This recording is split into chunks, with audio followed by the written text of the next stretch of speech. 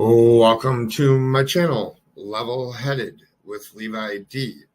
Please hit the subscribe button, the like button, and set the bell notification to all. If you currently are not getting my notifications, please turn the bell setting to none and turn back on to all. Please also share this. Let's get into it.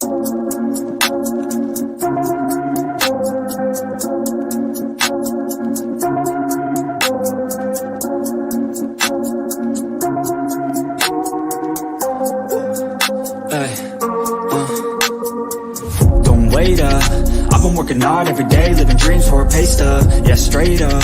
5 years later, like I said, I would make it on my way up. It's all up, coming from the nation, made a foundation, true stuff, yeah, too tough.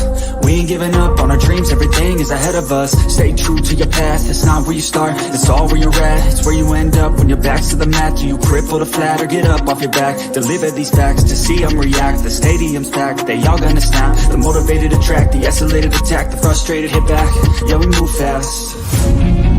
I wanna change everything, I swear I'll do anything just to get where I wanna be. I won't stop till I'm free, I won't stop till I'm free.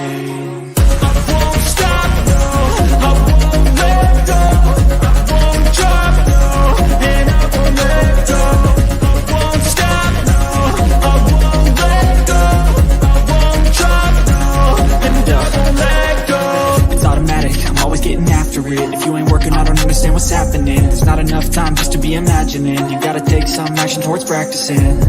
I know it's not easy, but you gotta get out there. Make your own meaning, can't afford to have doubts. They'll interrupt dreaming, I just wanna look out there. The crowd all screaming. I wanna change everything, I swear I'll do anything just to get where I wanna be. I won't stop till I'm free, I won't stop till I'm free. I won't stop, no, I won't let go, I won't drop, no, and I won't let go. I won't stop, no, I won't let go, I won't drop, no, and I won't let go. I won't stop, no, I won't let go, I won't drop, no, and I won't let go. I won't stop, no, I won't let go, I won't drop, no, and I won't let go.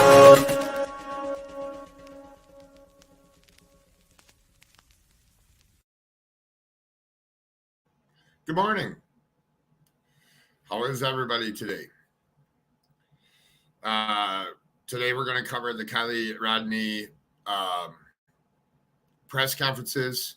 We're going to start at the beginning here, and then we're going to lead up to the latest statements by a boyfriend and the exclusive interviews there on Channel 40.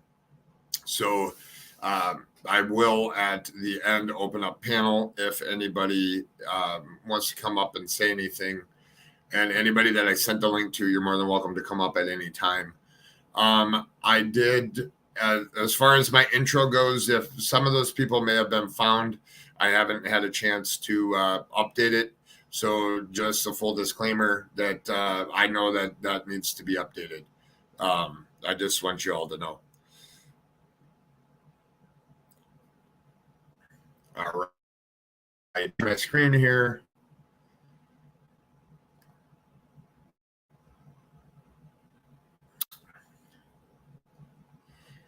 Oh, and at 11 a.m. Central Time, I will be over at Checking Convictions with ArcticFox and a couple other creators over on the panel there. So definitely check that out as well. All right, so this is the first press here. I'm going to mute out. I'll probably pause in and out at some points and discuss what's going on here. Just want to let you guys see some of those. The real crime team comes out to the new community. That's a good way to put it there. All right. Check out my new avatar. Darkness Exposed Live. Thank you very, very much. I like it.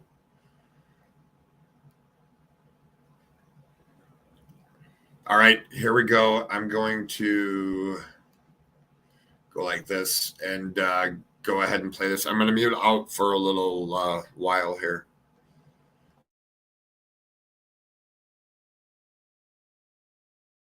Northern California right now, where the search is on for a missing 16-year-old who went missing last Saturday near a recreation in Park District. Let's listen right here on Live Now. I'd first like to introduce Placer County Sheriff's Detective Sergeant Scott Alford. First of all, thank you everybody for coming out. This is an amazing community. We appreciate the support for the family. We appreciate everybody's concern. Just to let you know, from the investigation side on the missing persons investigation, we are working with local, state, and federal agencies. We're using every tactic we can to try to get any information that might help further our investigation.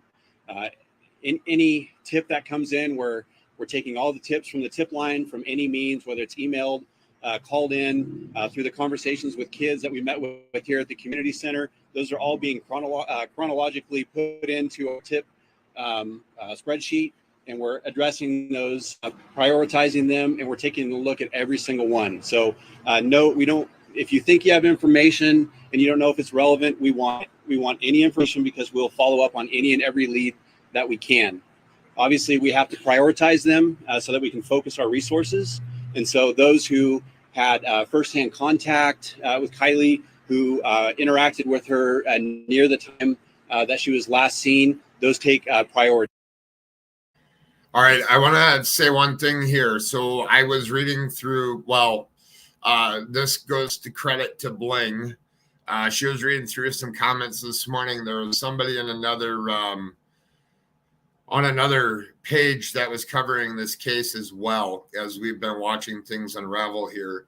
And somebody in the comment section said that, give me all the updated tips. There was a user handle.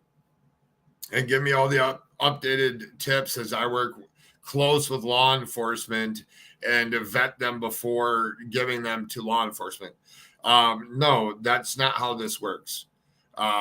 Anybody that sees anybody commenting that anywhere needs to report them. Even if you're local there, you need to report them to the police, not to somebody in a chat box on YouTube or Facebook or Twitter.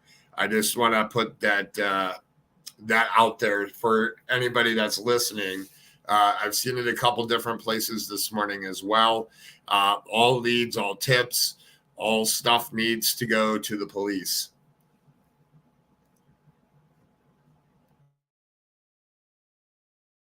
But we're looking at, video that people are sending in, anything. We're looking at timestamps so we can create the best timeline possible, take all that information, and we're committing all the resources we can to follow up.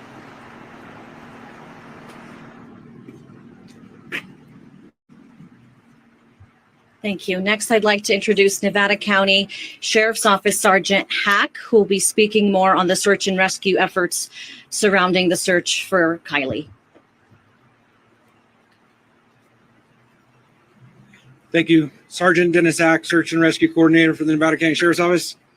I want to let you know at this time we have over 16 agencies involved in our search effort. In the field right now, we have over 100 volunteers. Those volunteers are searching on foot. We're using. All right. This was an old interview. This was from a couple days ago. So, or not interview, press conference. This is old. We will start back here, and then we'll progress to the newest information. So I wanted to capture it from the beginning to where we are now. There's a lot of information. I'm picking and choosing some of the information, but there are more agencies involved now, and I'll get to that later on in the discussion here. Using canines. We're using vehicles including motorcycles, UTVs, Jeeps, and such. We're using air assets to assist in the search, and we're also the search on the water using boats. As of this meeting right now, we've logged over 1,500 man hours in our effort. We received. So at the point in time of this, they logged 1,500 man hours. Yesterday, I think it was 3,500. Don't quote me on that. I know it was in the 3,000 man hours. As of yesterday, when I was live yesterday, on that little briefing press conference that they did yesterday. Information on Saturday of the initiation of the missing persons report. We moved into a unified command with Placer County and started conducting a search and rescue operation in Nevada County.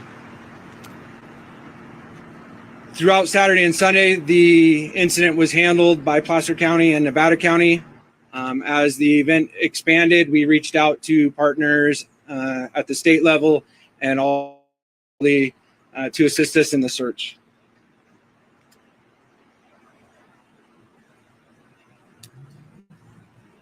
Search and rescue operates off of the information that we have available to us. The way that we develop that information and design our search areas and our objectives is based off of the clues that we receive from the field while we're searching. And the second way that we receive our information is through the development of the investigation. What we need is the community's help in assisting with providing that information on the investigation. And what I would encourage you to do is, if you have that information, we need the information from the community. We need you to take advantage of that tip line and provide us with additional information. So that's a key point here. So as we continue on, I know that everybody, I don't know if everybody here has been watching this leading up. There was an interview with a supposed friend. I can't factually, I can't declare that if it was a friend, if it wasn't a friend, if it's a boyfriend, if it's not a boyfriend. Factually, I can't prove that. But they're asking for the community help in sending tips in on what happened or what is going on. The littlest thing could help. And as knowing future stuff that's coming up, that I'm going to display, I wonder if they actually talked to the police before they did interviews. That was my point here. Thank you.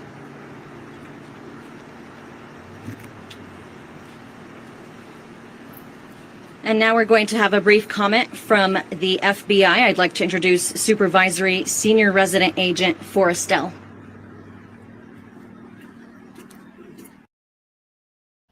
All right, so I want to point out a big thing here. Supervisory agent. So when they say supervisory agent, that means that they have a team of agents, and this is the guy that's in charge of the agents. So when you're listening or watching other cases and hear the word supervisory agent, that means that there is a team of agents that are working on a case. So just so people understand, supervisory agent means there is a team of people, and he's the go-to guy. He's the one that talks to press. He's the one that is, as they find different things and stuff, he's the one that makes the decisions on his team of people. Good afternoon. The FBI has and continues to take instances where the most vulnerable in our society are victimized, and we are very happy that we're able to come on side and partner with Placer County Sheriff's Department, Nevada County Sheriff's Department. We've been part of the full investigative team. As of today, we had approximately 50 other agents up here helping run down some of those priority informations and leads that have come through.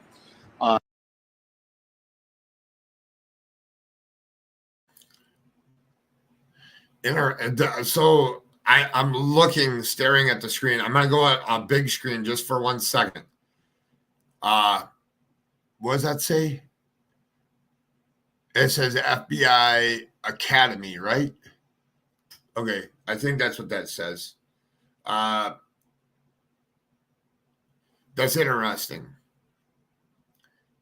Which is probably just a shirt. The reason why I point out the FBI Academy, it will come up later in this live. So you'll see it here in a little bit on the reason why I pointed out FBI Academy, because it's going to play a big part here in a little bit in my display of what's going on here.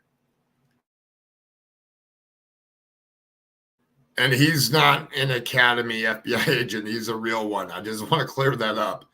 I just wanted to point out that his shirt said FBI Academy.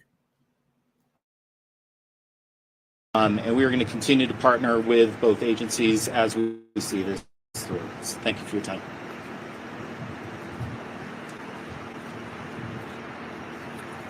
Now I'd like to introduce Placer County Sheriff's Captain Troy Sander and Nevada County Sheriff's Office Captain Sam Brown, who have both been in charge of the Unified Command since we have learned of Kylie's disappearance.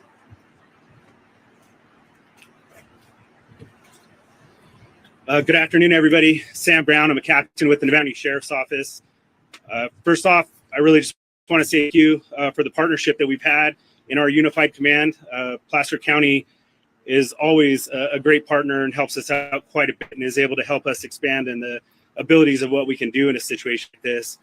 I mean, there's so many agencies to list realistically, but Truckee Police Department, CHP, the FBI, I mean, the list goes on, and we have a lot of people that are here giving support and folks in the field. Between our 100 or 150-ish law enforcement officials, we have about 100 searchers in the field and people such as yourselves that are coming out and providing all the community support. That's really what's going to be needed to help to hopefully find some clues or some solutions on where we're at and how do we move forward. I think the biggest message I can say is that we're leaving no stone unturned. We're really working as hard as we possibly can.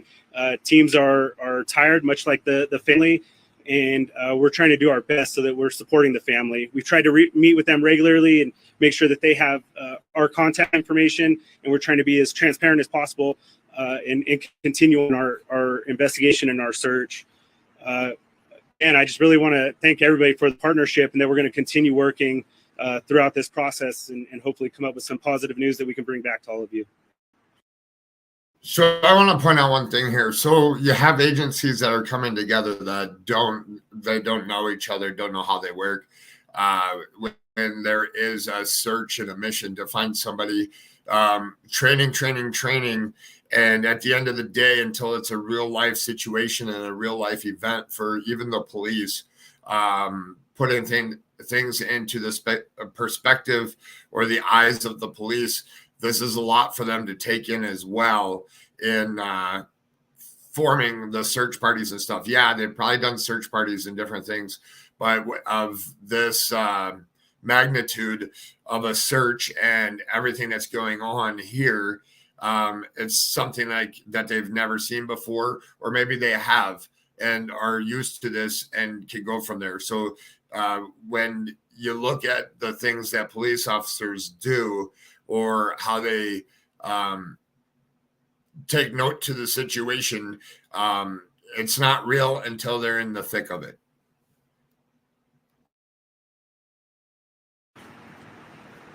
Thank you. Troy Sander, Placer Sheriff.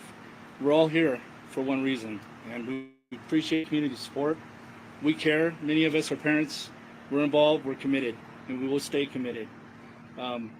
I want to reiterate our relationship with Nevada County Sheriff's Office, the FBI. We really appreciate their help. They've come in to streamline this process, make it more efficient, make sure we're doing the right things based on best practices. So thank you very much to them. I'd also like to thank the California Highway Patrol for allowing us to house our operations center here, for one, to be close to the trucking community, more importantly, to be close to the family. So I leave you with a point that I want everyone to know. There's a lot of information coming out there. A lot of people are asking questions. If you have to ask yourself whether or not you should share some information about what happened, you've already answered the question. No information is too small. Every piece of information we're going to put together to build a puzzle, to continue to push forward, to allow the machine to turn. We're not going to back down. We're 100% committed. And I appreciate the community coming out here. Please keep the family in mind. Realize that when you inundate them with a lot of social media stuff that a lot of it vets out not to be true. We need you to push that information to the tip line. Let the So here they're telling that they want to speak to anybody and everybody and push that information to the tip line. So very crucial and critical part in finding and searching for a missing person is no tip is not worthy.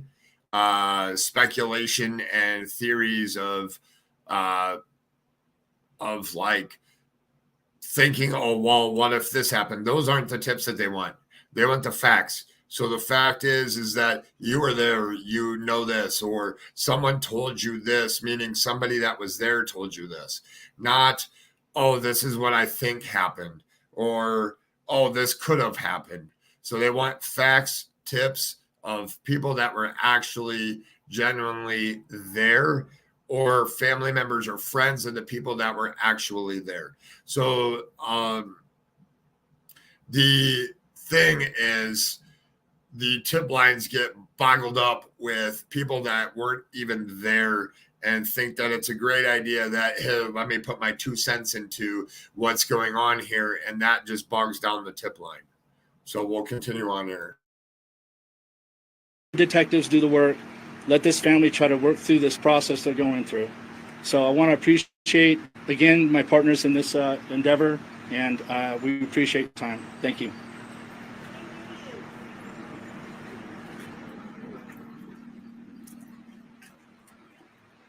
Phoebe Bell with the Department of Behavioral Health will now be providing a brief comment about how her department is supporting Kylie's family and the community at large. Hi, all. Phoebe Bell. I'm the Behavioral Health Director for Nevada County, but also a Truckee resident for 30 years. And I've raised my children here too. And I'm wanting to acknowledge right now how painful and hard this time is for everybody. Every single person here is here because you care about our community, about this family, about this young person, about all our young people. And in that vein, I really want to encourage us all to model for ourselves and each other how to best care for ourselves during this hard time. Please talk how you're feeling. Acknowledge that you might be having a hard time sleeping, or that it's bringing up a lot of fear and anxiety for you. Reach out for help. We have a team of therapists here. They have orange lanyards around their neck. They're over there. They're here to talk to you and support you.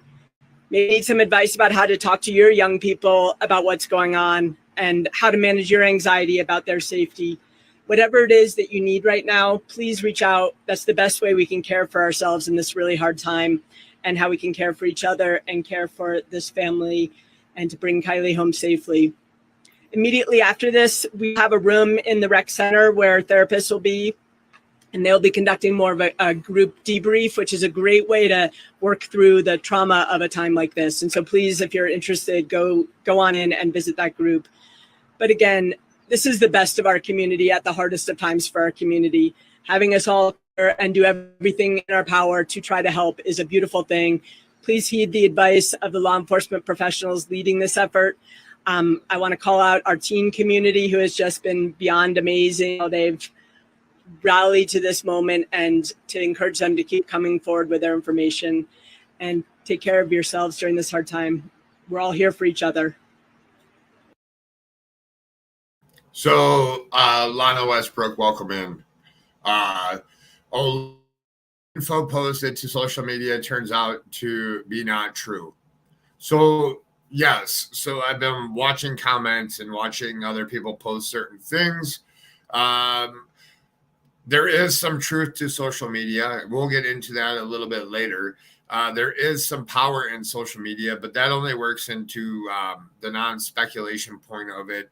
And the I was there, stick to the facts of what is going on, people. That is a very big power. Social media can be a very, very, very big. It's a very big, powerful message. Without social media, we wouldn't know about the stuff that's going on with missing people, with news, with current situations in everyday life. But it can also really, really, really hurt search of a missing person as well at the same time. It's about the people that use it and how they want to use the platform. So we'll continue on here. And I see they established little like support thing for the people that were there, for the people that are missing their friend, and for the family and the community there. So that's a good thing.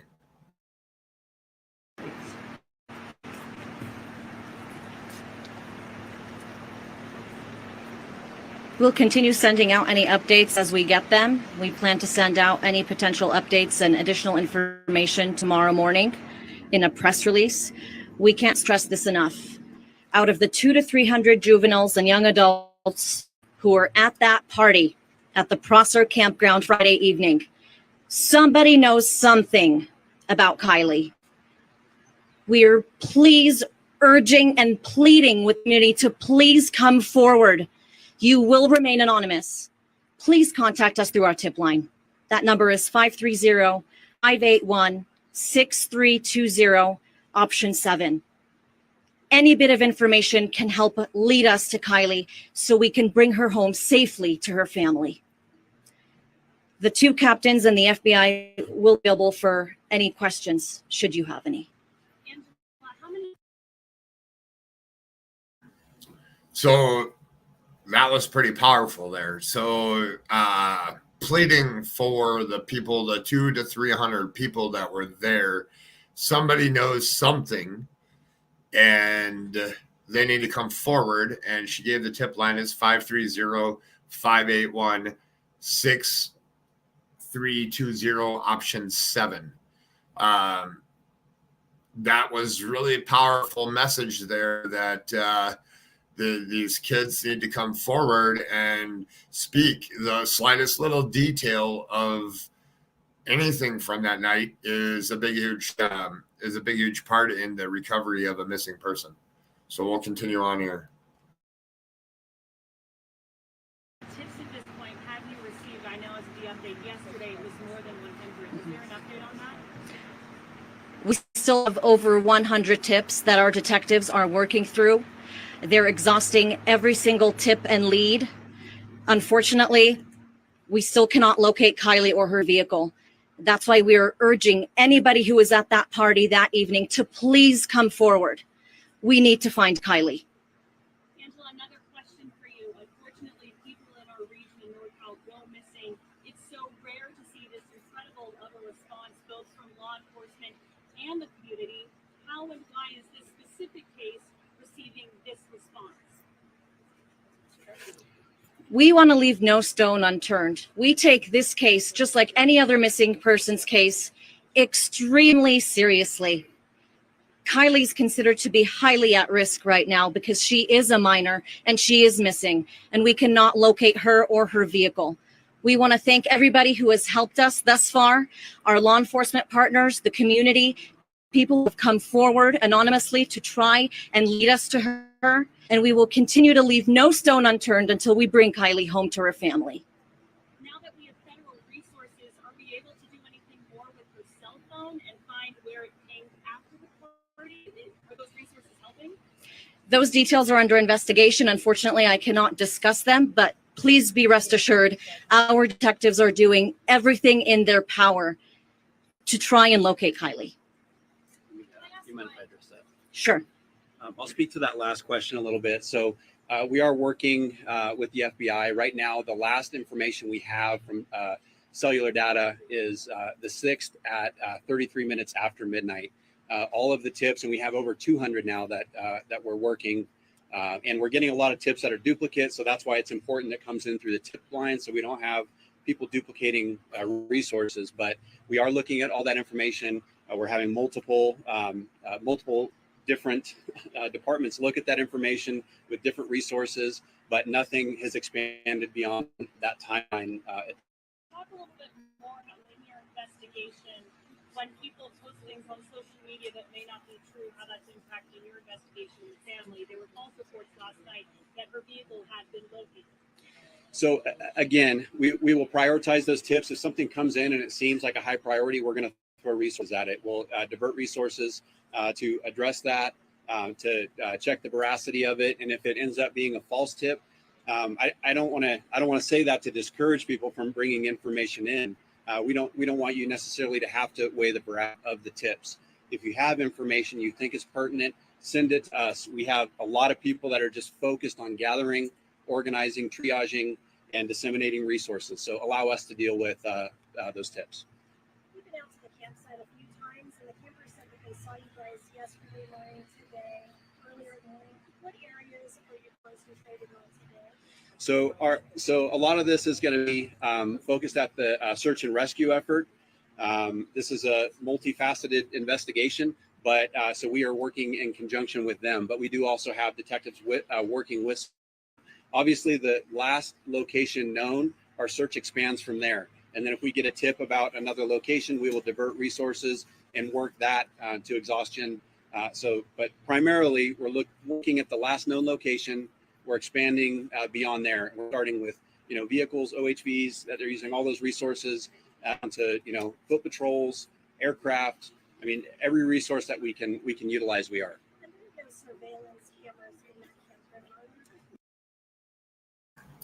So they have a lot of people to decipher through the information. We're going to get into that because I found a really important little thing this morning that's going to help to understand the amount of agencies that are there right now helping to figure this out. I will say right now, Lana brought up a good point. If you're one of the 200 to 300 people that were there, this is huge right now, the cell data. So I'll just touch on it just for a second here, and then we'll get into that a little bit more here a little bit later. But the cell data. So if you have 200 to 300 people all in the same location, and let's say you're trying to figure out like the different pings from the different people that are there, that is going to be what the people that recover and analyze the pings, which would be like, it's going to be a nightmare for them. But at the same time, it's going to be the investigation that they love doing. So they'll get to the bottom of it. It's just going to take some time. And I will touch on that here in a little bit because I found an important piece that a news station put out. I saw it this morning. They put it out 20 hours ago, but I just ran across it this morning.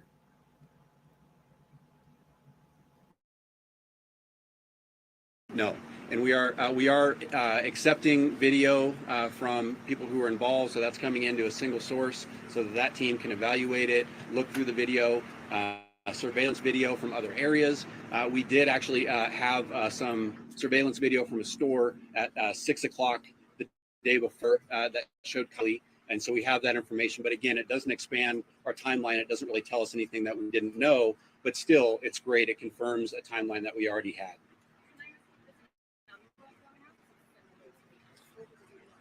No, we've been working with the state. Currently, an Amber Alert has not been sent out, but we have utilized a lot of other resources that are even wider reaching than the Amber Alert system.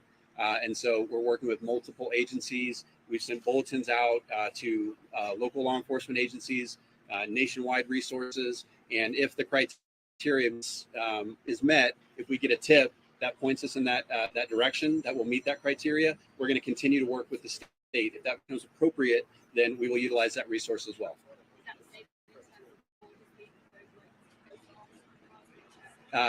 All those sources to be able to recognize her or her vehicle at borders or any sort of location where we can track people and vehicles. Those resources are all being utilized.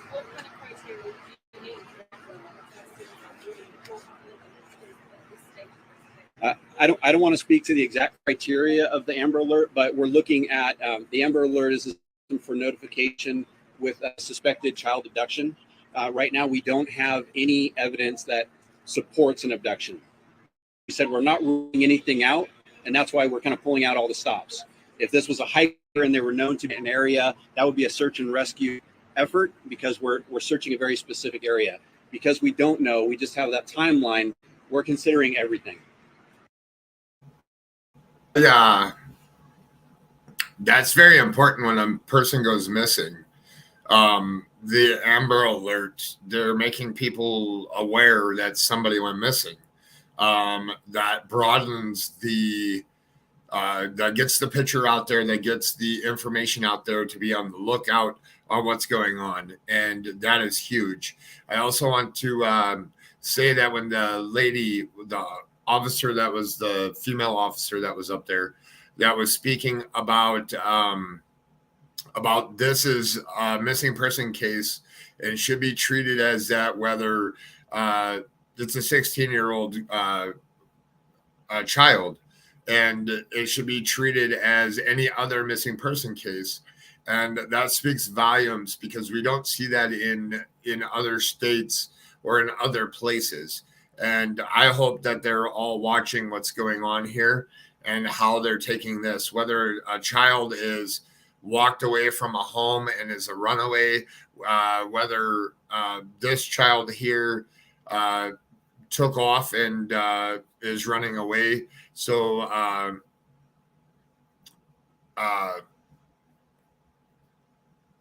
it just is interesting that they pride it as it's just like any other missing person case. And I'm going to look into some more of that in that area.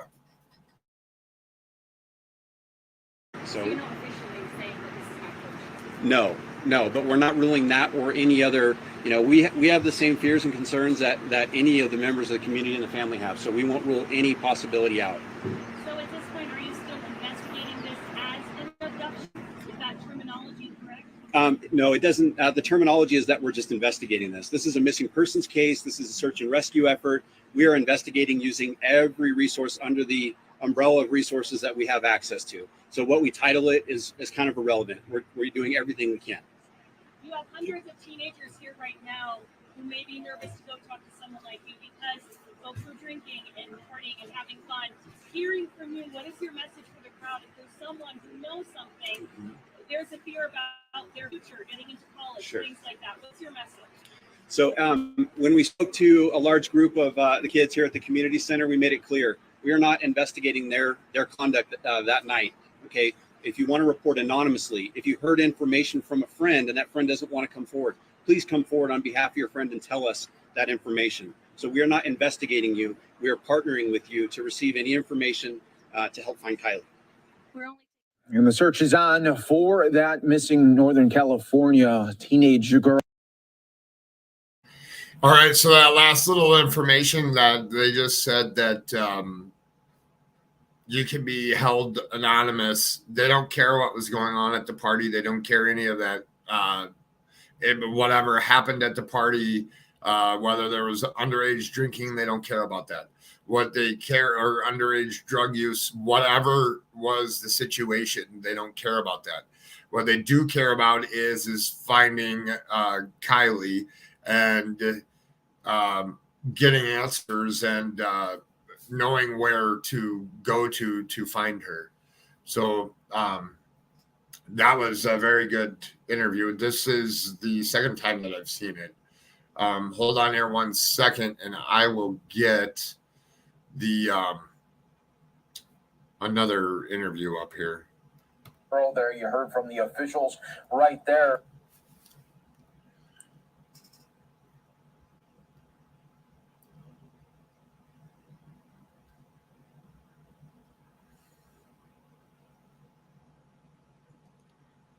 Hold on here 1 second. I'm going to mute just for a second while I bring this one up.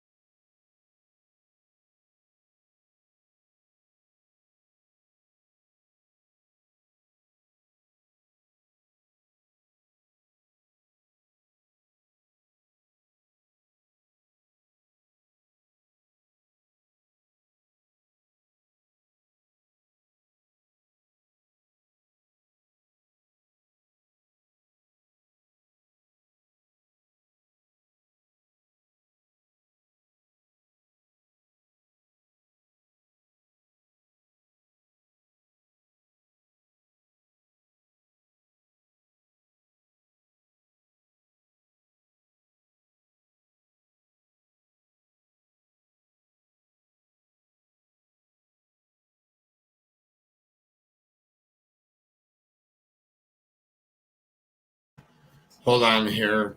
My computer refreshed and it went past the interview. So hold on here. We're going to show the interview with Sammy here in 1 second so that we get what she tells us, this person on social media here, so we can decipher through it.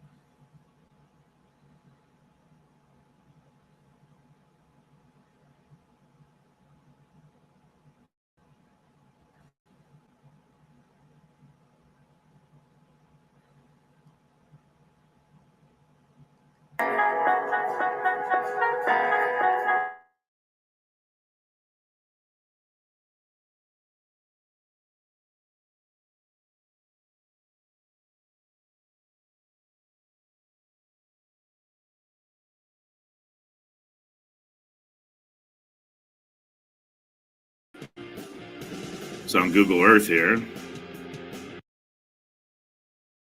All right, before we get into this, All American Dream Chaser is doing a heck of a job here. So I just want everybody to know that. Should do a Google map of the area of the party and the area roads around the location. Her mother has her phone on their family account, so her mother can track it. They have said there is no use of it, and it has been off. It cannot be pinged if it's not on. Yeah, I don't know how that works. I don't know if the new operating system, if it can be pinged or not. But here we're going to watch American Dream Chaser. If anybody isn't following them anywhere, he's been doing great work. Definitely go follow. Without him doing what he's doing, we wouldn't know some of this stuff. So on whatever platform that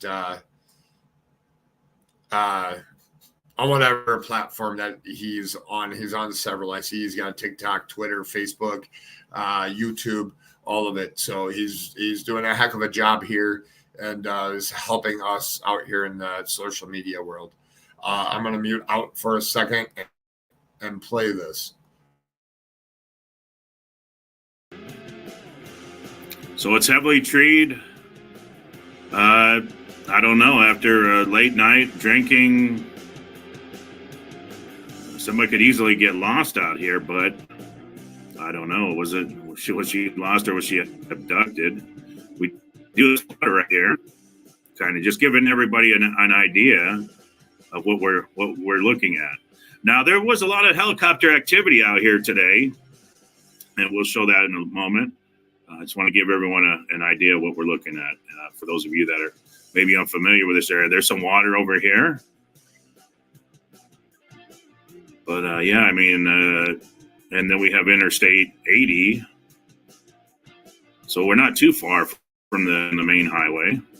Kind of back out just to give everybody an idea. It's on Google Earth here. So there we have it. And then you can see Interstate 80. So, it's out there a little ways. A lot of treed area. I mean, there's a lot of dense trees. So the search and rescue crews have a lot that they're up against. I mean, if she's out there somewhere, we don't know. If she's even in that area, who knows? So this is a very good map, what he's doing here and showing the area. Great work by American Dream Chasers. If you're not following him, please go follow him. Type in American Dream Chasers on any social media platform. you'll find him. He's kind of blowing up, and he's doing really, really good work here. So we'll continue on. So yeah, there you have it. Just kind of give everybody an idea. Then you see Interstate 80. I want to thank you for being here. Please hit that like and subscribe if you would. And Sammy Smith will be joining us here momentarily. She is very busy. Laura Truan says you're on early. Yeah, I just spoke with Sammy Smith, and she's going to be jumping in here real soon. So I said, well, let me go ahead and get the show started, and we will bring her on here momentarily. Want to thank everyone for being here. Cynthia Gaines, hi Tony in chat. Thank you for being here, everybody. Let's take a look at those pictures. There's a lot of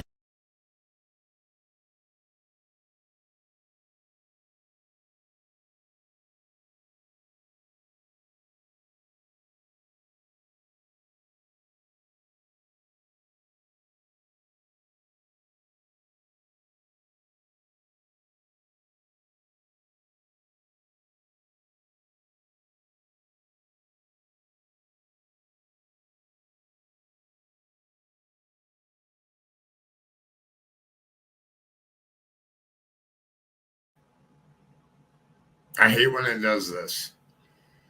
I should have just let it continue playing.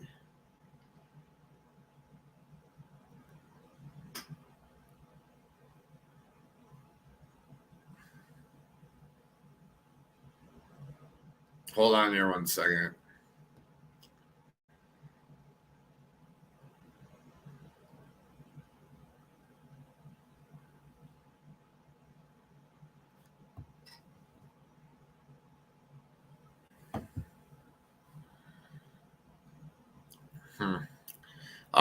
Let's see here. So far, nobody has even been able to find a flyer advertising the party, much less pics. Mom said no boyfriend, but one comes out of the woodwork yesterday. Nothing makes sense. Correct. Let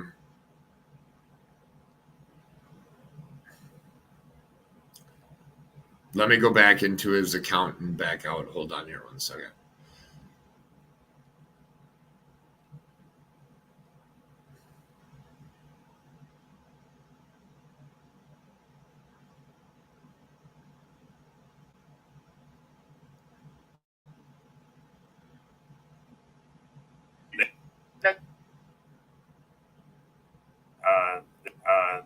this picture. I just found it on their Facebook page. This top, the spaghetti straps top. Some people are saying it was found at the area. Is that? Can you confirm that? Or is that so that has not been confirmed. If it has not been posted on our Find Kylie Rodni Instagram page or on the website or on the Placer County Sheriff's Office Facebook or anything, then it is not true, and it is not something that people should be following on or trusting. The information will be posted and will be coming from us when it is confirmed. So to let people know what to look out for, if a changed shirt or something. So yeah, that has not been confirmed. Okay. Perfect. So at the night of the party, the last time you saw her, can you tell us about, I guess, give us a rundown of the party real quick. I understand it was a large gathering. Yeah, so it was supposed to be a senior farewell party where all the seniors and everybody from around our area, like Tahoe and Truckee and Incline and Kings Beach, were supposed to be there. They were invited there because it was supposed to be like saying goodbye to your favorite seniors before everybody starts going off to college, because soon enough here people are going to start leaving and moving out. And so Kylie's a senior, or she graduated early, so she's considered a senior, and I was a senior. So every senior was initially invited to the party. And as well, all grades were invited just so that they could say goodbye. So I had talked with Kylie, and I had known she was going beforehand. We hadn't planned on going together, and we ended up not going together. She came with her best friend Mags Larson. Magdalene, sorry, is her first name. Yeah, that's okay.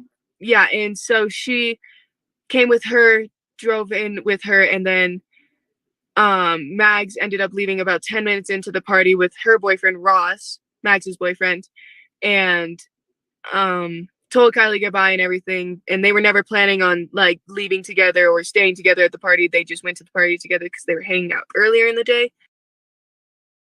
So she had planned to go to the party with her that day, and they didn't go to the party that day together. That's interesting. And then she ended up going to the party with somebody else. We're going to continue on here. All American Dream Chaser, if you're not subbed up to him on YouTube, on Twitter, on Facebook, definitely go follow him and go like his content, leave him a comment, help his channel grow. And then I saw her the second she got there, and from that moment on, we were pretty much seen together all around the party. We would break off for mere moments from each other to go talk to other people or to go do other things, you know, but we would always come back to each other. We were just going around the party. We were drinking the same drinks, being teenagers, throwing glow sticks into the party. And it started to grow really big. I would say around 10 to 10:30. It just blew up. Like, it started to get to the point where I was getting overwhelmed, and I'm a very social person. I've been to a lot of these parties. I've never been overwhelmed. I've actually been underwhelmed, but at this party, it was very large. Like, it was bigger than any party we've had in Truckee all year. And for a lot of years past, there were people from what we think Sacramento, San Francisco. I remember talking to somebody who was from San Francisco, Reno, Folsom, areas that were just way out of reach from it. And it was really overwhelming and Hold up. So we're throwing out a whole bunch of other areas. I have not seen this. I'm watching this live while you guys are.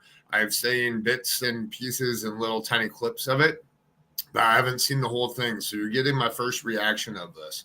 So you got people from San Francisco, Sacramento. She named a couple other towns, Reno, a couple other cities there.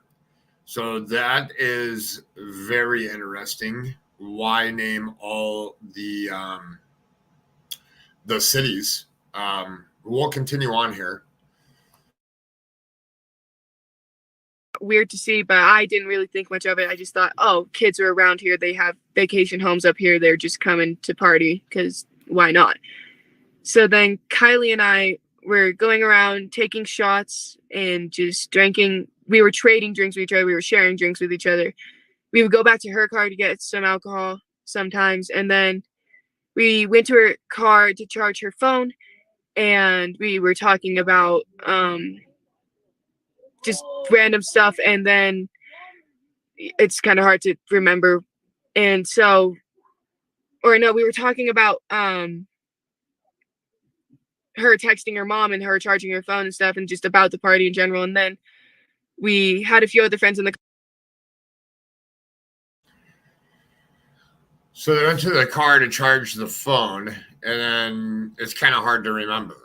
I get it. When you're drinking, it's kind of hard to remember. But, I mean, I'm sure adrenaline's pumping. I'm not double guessing what she's saying.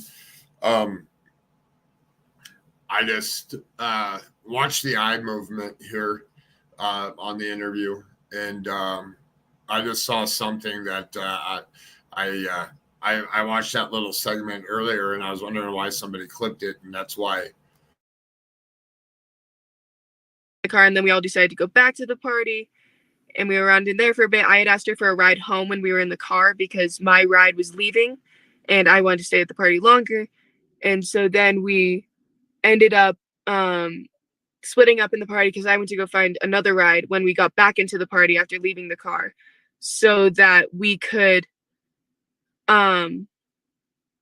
sorry, my mind is in a moment. No, that's okay. That's okay. I want to take a couple of questions here real quickly. Noah in the chat wants to ask you, who was fighting at the party? The girl and guy, look into them. Was there a fight at the party? Yeah, so there were some friendly fights that were going on. There was, like, we had boxing gloves. People were, like, trying to instigate. It wasn't anybody who had really any drama or they weren't enemies or anything. It was more just friendly fights to keep entertainment going. This happens at a lot of our parties. We just do it to have fun. If somebody gets hurt, like we have people on them, but so it wasn't like a fight out of anger. It was just kind of a just a fun competition type of fighting. Yeah, just see who wins and who goes home with the title, which I will randomly admit people do end up getting in fights over who won, but not this time. Daniel Taylor, and no, thank you for that comment. Daniel Taylor's in the house. Daniel Taylor wants to ask you, did Kylie have her boyfriend or an ex-boyfriend with her at the party? No, there was no ex-boyfriend there. Her ex-boyfriend lived in Napa. He was in Napa at the time, and I think he lives in Napa. And he actually drove up the next day the second he heard that she was missing. He's very close with her family and her. There was no anything. And she does not currently have a boyfriend. She was rocking the single life, like we used to say. She just wanted to be open and single and have fun as a kid. I get it. She's only 16. She's just a baby. I just can't even. All right. So did Kylie have her boyfriend or ex-boyfriend with her at the party? Answer was her ex-boyfriend was in Napa. And this is crucial now because there is a quote unquote a boyfriend that has come out. And I didn't see this part of it. And this is really why I wanted to watch it, because he's coming out with information and stuff. I question, just a question here. And so things that are said in the statement here, great interview so far. The things, I question some things here, but the thing to keep into mind is that the fact is that Sammy is talking. The other fact is that Sammy is telling her side of the story, or what she gained from it. Whether those things are true or not, it's not our decision to figure that out. That's law enforcement's decision to figure that out. But it is fact that she's talking. It is fact that that she was there. It is fact that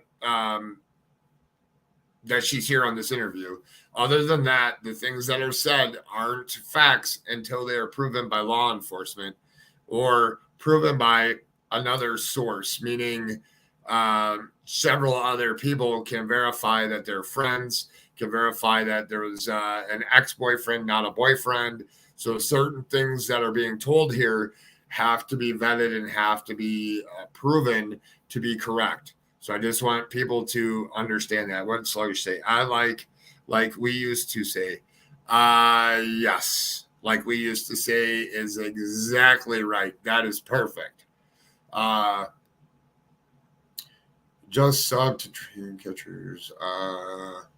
Thanks, Arctic. No problem, Mississippi Granny. Like we used to say. Yes. That's why it's important for anybody that's watching right here, all 23 of you that are here right now, it is very important to go back through. You watch that first section that I showed with the police. Then you come here to this interview, and then we're going to move on to another interview here in a little bit with the boyfriend or ex-boyfriend or whatever it is, or a friend that maybe she was just a friend and they were talking and he thought they were boyfriend, girlfriend, and maybe they're not. But the point here is that we really have to understand and listen and watch facial movements and things that are said. Yes, adrenaline's flowing high, but just put into your mind of things that are said.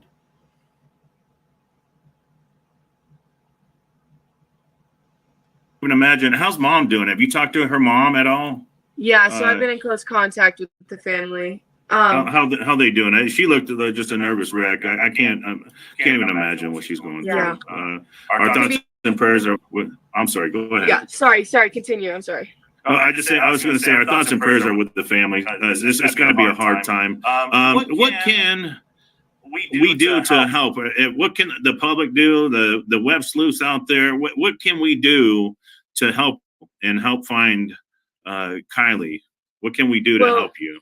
To everyone at this point around the world, I'm hoping that this is reaching, and if anybody's seeing this, just if they can keep sharing this, get the story out to neighbors and friends and family and local news stations and local newspapers and posting flyers, making flyers, screenshotting and somehow making flyers.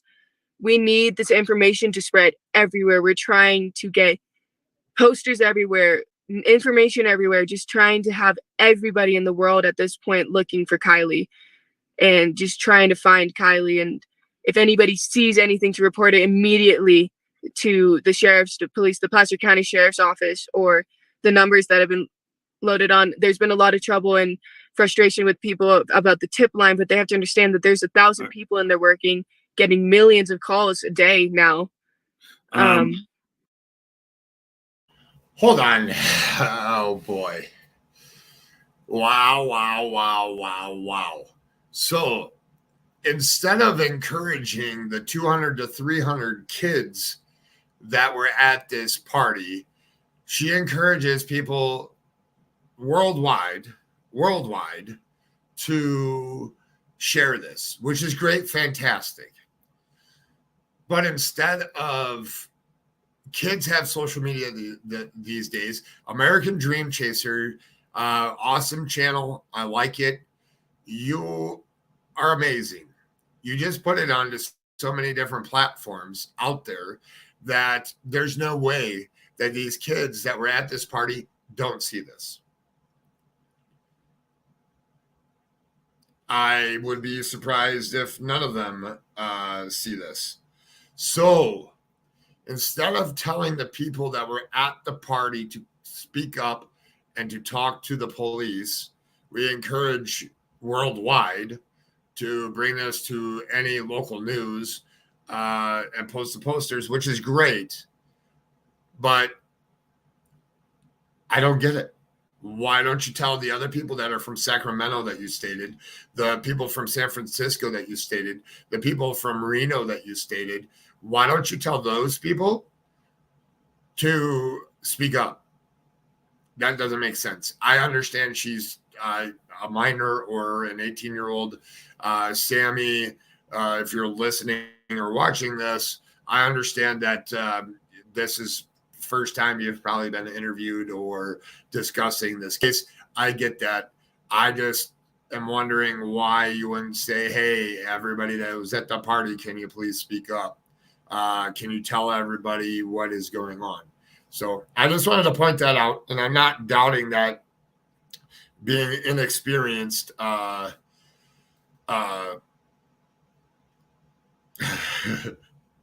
right? So I just want to put that out there. And American Dream Chasers, thank you very, very much for this, because a lot of bits of information and a lot of things shown. And we're doing this for educational and research purposes. So let me get back to it here. I know you had stated that we're not trying to create any rumors, but there was something on the Facebook page that I wanted to see if maybe you can comment on this. It says 2 days ago on the Neighbors app, at 1 o'clock in the morning, a topless female was being chased by a Honda CR-V and was pulled back into the vehicle in Sacramento, California. That's about an hour and 38 minutes away from Prosser Campground. Kylie drives the Honda CR-V. Her tank top was possibly found at the scene. I know we just discussed that. We can't verify that is true. Down the road from the so they're saying her tank top was found at the scene down the road from the Prosser Campground. The timestamps could be off due to a camera clock being accurate or inaccurate. But I don't know is there anything you can comment on that? Yeah, so we are investigating into that currently, from my knowledge of the detectives, and it has not been confirmed nor denied that if that is Kylie, but we do not believe that her shirt has not been found. I can confirm that her shirt was not found, nor were any articles of her clothing at all. Okay, so I want to let's repeat that. The spaghetti strap shirt that was claimed to have been found, that was not hers. No, it was not hers. It was investigated by the FBI and the cops and everything. Thank you so much for clarifying that. So the spaghetti strap shirt, the top that was found, that did not belong to Kylie Rodni. Thank you for that, Sammy. So I can. I mean, so now when we watch the press conference, the police were saying that they're trying to get everyone that was at that party to come forward. So should we tell, should we get that message out as well to everybody that was at that party that they needed? Yeah. Who did they contact? Well, I've been not in charge, but I've taken on the responsibility of trying to get in contact with everybody at that party. I've posted teen meetups, teen to teens, where there's no adults, no parents, and no media coverage. Everybody stays anonymous, and everybody does not get, everybody is just talking teen to teen. We have interviewers, only about 7 or 8 of us, and that's the limit we're trying to keep it at, to keep the information kind of in a simple one source area that we can go to. And we've moved locations, multiple, trying to make things more convenient in the Tahoe area, in the Truckee area. We've held one last night, and then we held one tonight, and we had a lot of teens come out today and explain things.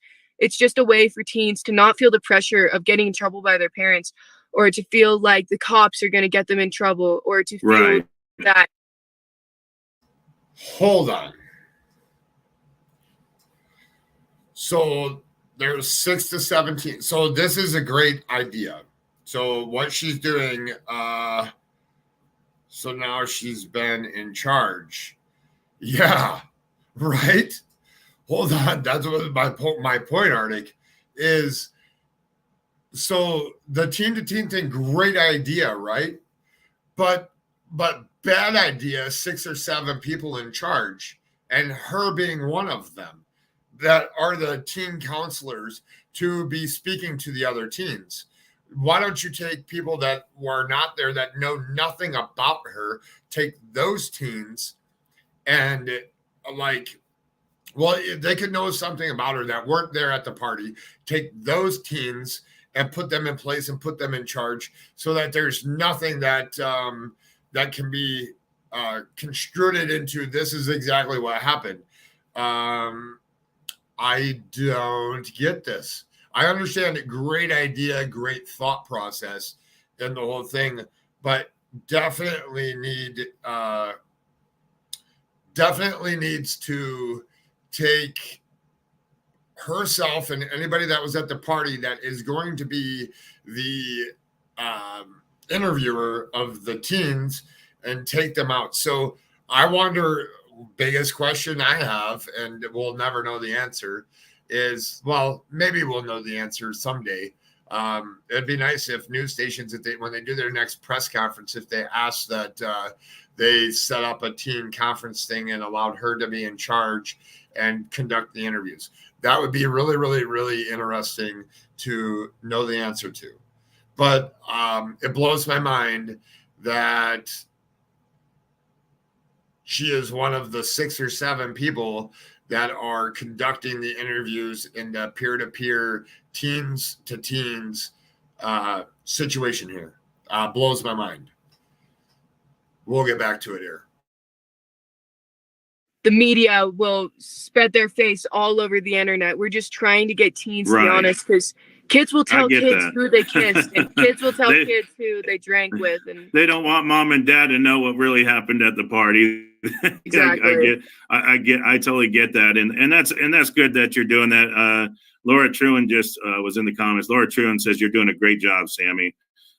So I'm trying to think, what else can you tell us that can help? Anything specific about that car? Anything like, I don't know, maybe did the car?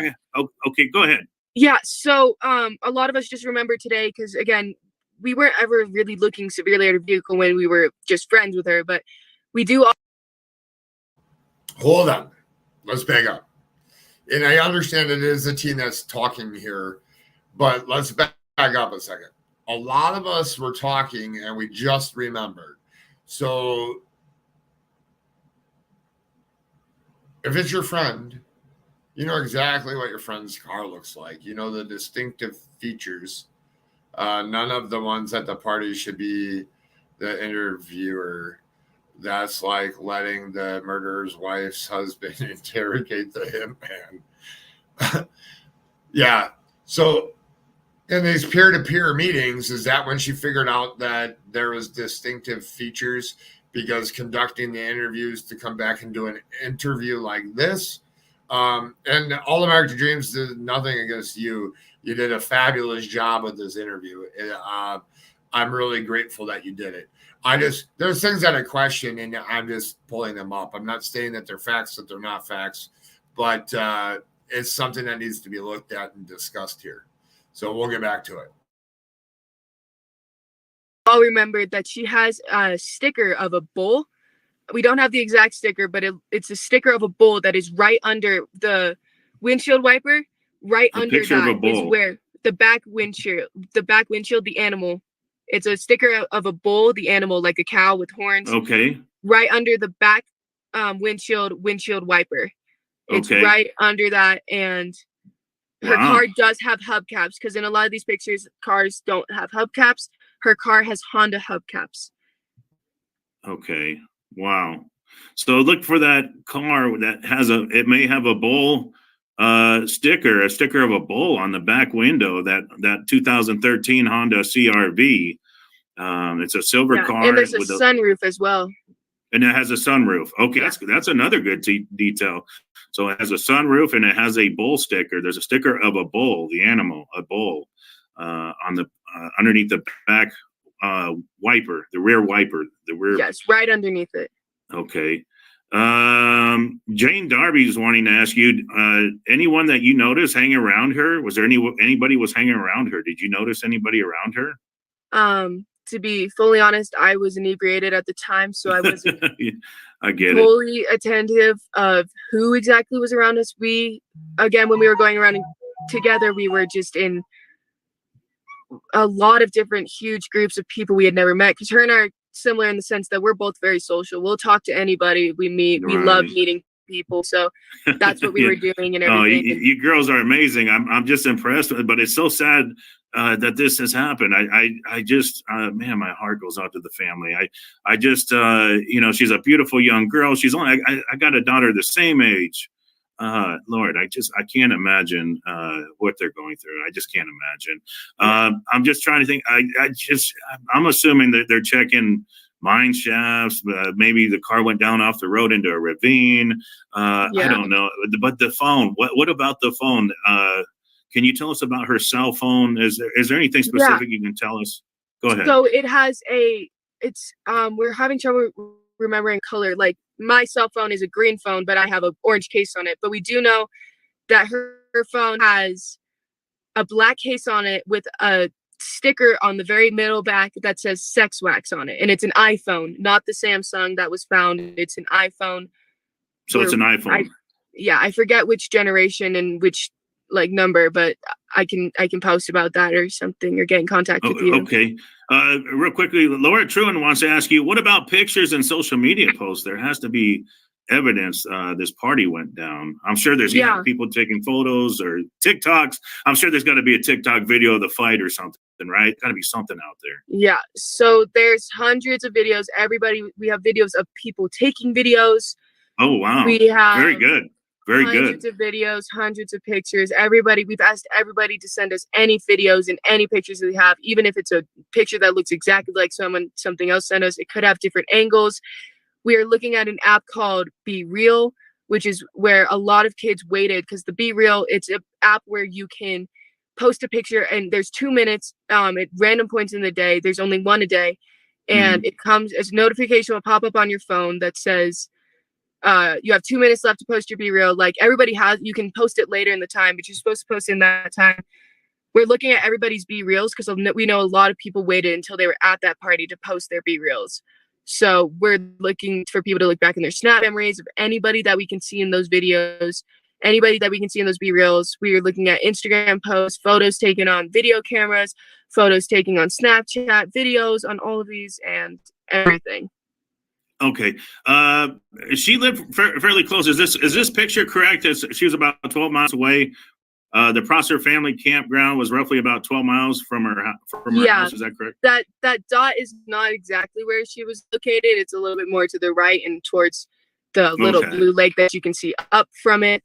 It was a little bit closer to that lake, but definitely that's about yeah, it would have taken about 30 minutes for her. We found out about approximately 30 minutes for her to drive that way, 38 maybe. This is crazy. I mean, you know her, being a friend. I mean, your thoughts on her running away? Would she have a reason? This is a very interesting interview. I am actually honestly going to have to go back through and break it down on my own and take notes, but we're going to continue playing on here. I just find it interesting. You'll lead peer-to-peer talking and stuff and finding all the details, and then not knowing them yourself, but knowing enough to come and do an interview here, which props to all American Dream Chaser. Thanks for getting some inside details on some stuff. Now, everybody that's watching this interview, none of what she is saying is credible as facts. So it's us gaining the knowledge of what is there. They haven't been verified by Ellie. Ellie hasn't talked about them, but we just need to keep in mind that they're not 100% facts. They're 100% facts that they came out of her mouth, but that doesn't prove that they are overall facts. I saw somebody posting here, it wasn't a bull on the back of the car, it was a ram. Well, there we go. So that's my example of everything she's saying. It's a fact she's saying it. It's not a fact because it has not been proved to be a fact. And one of these days, I'll do a how to prove that something is a fact or how to vet that something is a fact. And we'll continue watching this. I'll be right back in 1 minute, okay? Reason to run away. I'm just trying to come up with anything that, I mean, it's just, what are your thoughts on that? I mean, what do you think? To be fully honest, from what I believe about Kylie, all ideas are still open in the air, but she's not the type of girl to run away. She loves people too much, and she has too much care in her heart to leave people and not leave a note or talk with one of her friends or something. And she is smart enough to know how this would get out and that people would be worried about her. And she's a smart girl. She graduated with honors early from high school and was going to attend college, and she had plans for her life, and she seemed really happy. And I'm sure she wouldn't want to put her mom through this. No, her mom just is destroyed. Her mom is her life. Her mom is fully invested in her life. I could see that. I could see she's got very loving parents, and I could tell her this is hard on them. And like I said, our thoughts and our prayers are with the family. We really want the best. We want Kylie to be found. DG's asking you, I think she's in the water. In the car, drove into water. Have they checked the water? I'm sure they probably have, but is there anything you can tell us about, have they sent dive teams in, do you know, or anything like that? Or yeah, so there have been dive teams sent in, and I can pretty much only say they've done thorough searches through the waters, through the lakes surrounding. They are searching the waters. They are searching the campgrounds and everywhere, related lakes that are near, because Boca and Stampede are two reservoirs that are near there as well. And they are doing searches through there every single day. They have been for the past 3 days. They've done extensive searches to points that you wouldn't even believe the FBI and those people they are going. I'm impressed with what I've seen. I've seen some of the photos of the search and rescue crews out there, the volunteers, and I'd seen they got a heavy presence. They're working it. They're definitely working it. And we're so thankful to them. Oh yeah. They're definitely working hard to try to find her, and we watch the flight patterns. They got a helicopter. I don't know. Can you comment on the helicopter? Is there a reason they're flying in that area? Yeah. I don't know. What's going on? Go ahead. Yeah, so they're flying helicopters around those areas because if they're shining spotlights down to see if there's any reflection, to find her car, to see if they see anybody.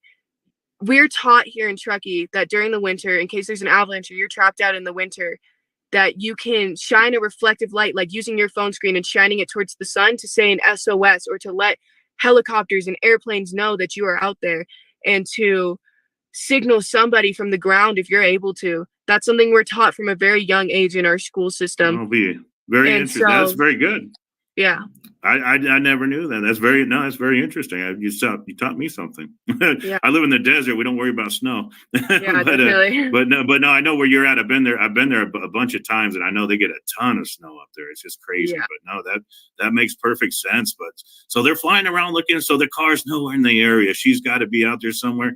Can you share your honest thoughts or opinion as to what you think may have happened to her? Do you care to share that?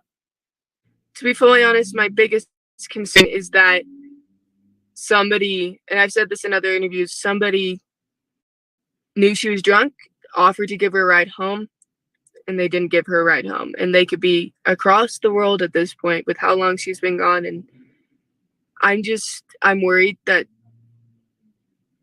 I have a feeling, and obviously, I don't know. I have a feeling that she is still alive and she's still out there and she's still fighting, but that there's somebody else involved, and that's not confirmed. That's just what I believe. I think there has to be somebody else involved in this.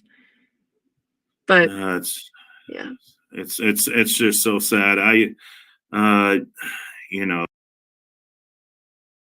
All right, to watch the rest of that, you have to go to American Dream Chasers. Go give them a thumbs up, give them a like.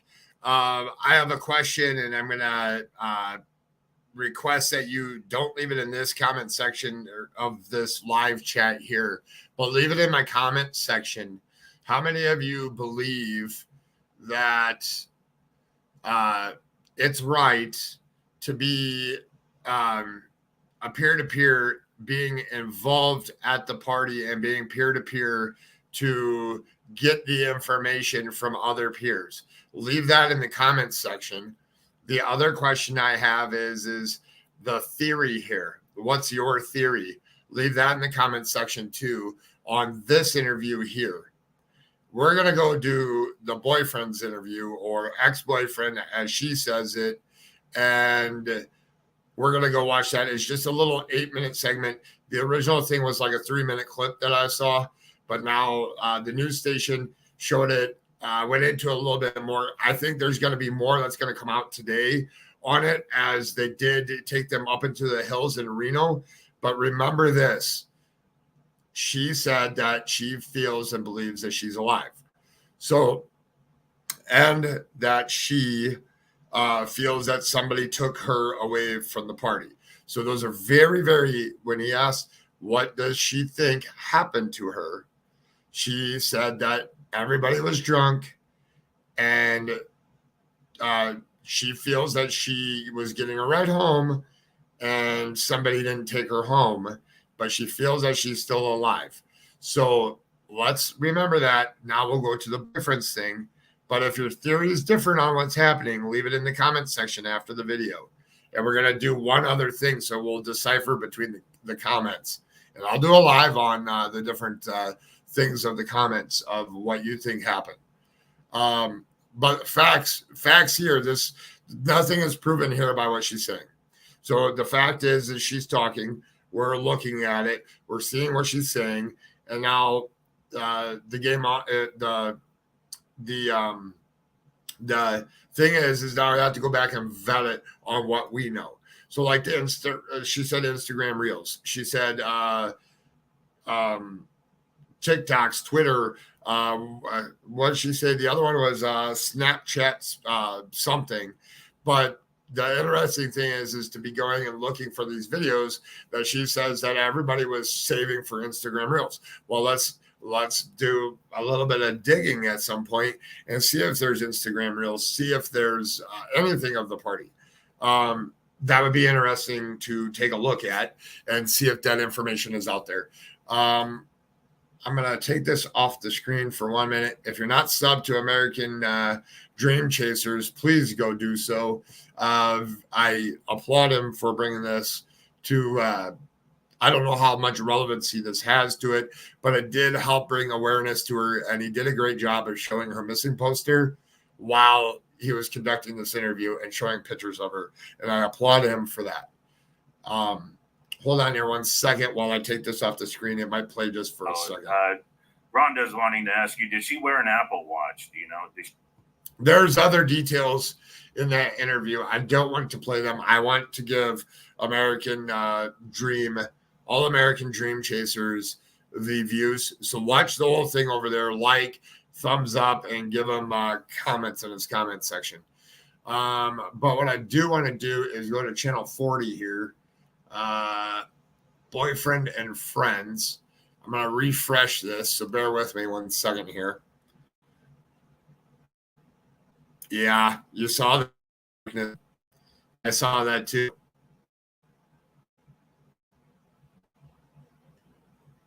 Wait a minute. Did Kylie's fake this girl the spokesperson for them? I don't think so. I think that the peer groups were set up and she wanted to be the spokesperson. My honest opinion, facts, nothing. Boyfriend here. So here's what we're going to watch. Oh, I cut out my stream for a second. Here's what we're going to watch. Is a boyfriend and friend search for Kylie. Hold on here 1 second. We'll blow this up. I will turn the sound on here. I'm going to mute out, and then I'll replay this. So this gets crazier and crazier by the minute. Could be anxiety and nothing, or it could be something. Time will tell. Elle always knows more than we do. 100% correct. So bear with me 1 second here. I'm going to mute out, and then I'll start what they're talking about here.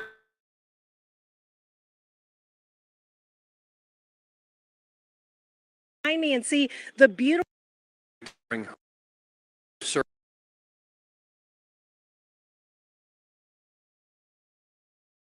Search is hoping to bring her home. Fox 40 has team coverage in the search for Kylie tonight.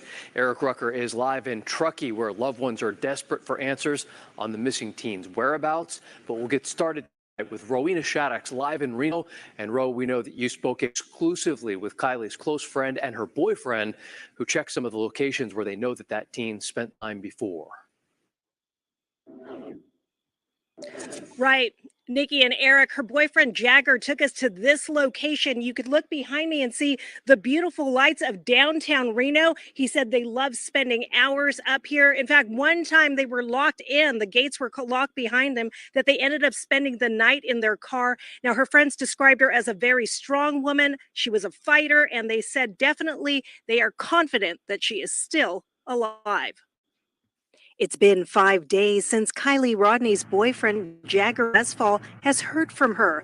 He says they texted each other before she left for a senior farewell party at the Prosser family campground, the last place anyone so far has reported seeing her. And at 10:30, she responded to what I was saying and just said, "Oh, I'm sorry that you're through that." And that was the last time I heard from her. Kylie's close friend Kate Kuno says they spent the afternoon together on Friday, just hours before she disappeared. The day of the party, I hung out with her. We made creme brulee. She was, everything's normal. I don't think she ran player. I would have noticed if something was slightly off. While law enforcement, including the FBI, continued their search today in and around Prosser Campground and Reservoir, Jagger, Kate, and another friend went to Reno to do their own search for Kylie. They don't believe she's still in Truckee. Kate said the day before the party, she and Kylie and some friends came to Reno to have some fun. Reno was also a place that Jagger said he and Kylie could get away and have some special time here. They welcomed Fox 40 to go along with them as they headed to the hills, a place where Jagger and Kylie have spent countless hours. So this was definitely one of our most frequented places in Reno to hang out, and there's barely ever anyone here. They say if Kylie ended up with the wrong crowd that night, they're confident she can take care of herself. Her dad taught her a lot of stuff about self-defense, things like that. I taught her how to get out of sticky situations. And I know that she's smart. She wouldn't do something that's gonna definitely put her life in risk. Everything I know about Kylie, she's just an amazing person. She's strong. She's not dumb. She's not gonna do something that she knows is gonna put herself in danger. I really need her back, and I mainly just need to know that she's safe.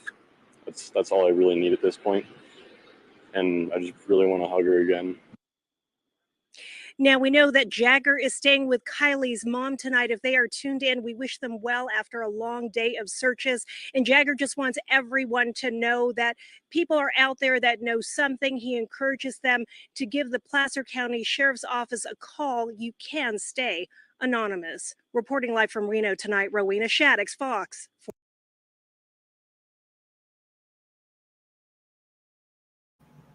All righty. Let's remove this from the screen. I'm curious to see the rest of the information that comes out. So here, I'm going to drop the link. I have about 8 minutes. If anybody wants to come up, there's the link to come up here. I have 8 minutes before I have to go be someplace else that I want to be at. I'm sure the mom is beating herself up for letting her daughter go to that party. If it was me, I'd be eaten alive with guilt. So I was thinking about that too, Mississippi Granny. I know that everybody probably, hold up. Mom said no boyfriend, and now the boyfriend is staying with her mom. Yeah. Well, maybe the mom said no boyfriend because maybe they've been broken up for a little bit. So maybe that's why she said there's no boyfriend. The other thing here is what I was thinking is what happens if, this is in my opinion here, what is going on with is that boyfriend from Napa? I don't know. But a theory here that I have, a theory, and it's not facts, is that what happens if she told her parents that her parents probably knew that there was some type of a party someplace at some point for the seniors or whatever. But my point is that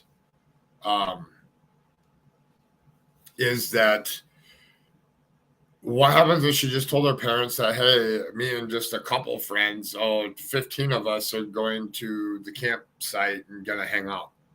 And then all of a sudden it was blown up that there was 200 to 300 people there. That could have very easily happened. And without the parents knowing that there was that many people there. I mean,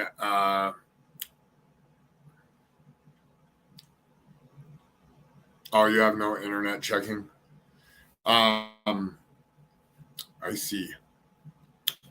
I read somewhere that the ex is still close to the family. Well, I would imagine that maybe I'm curious to know more about the ex and what he knows about the people that are surrounded by this case.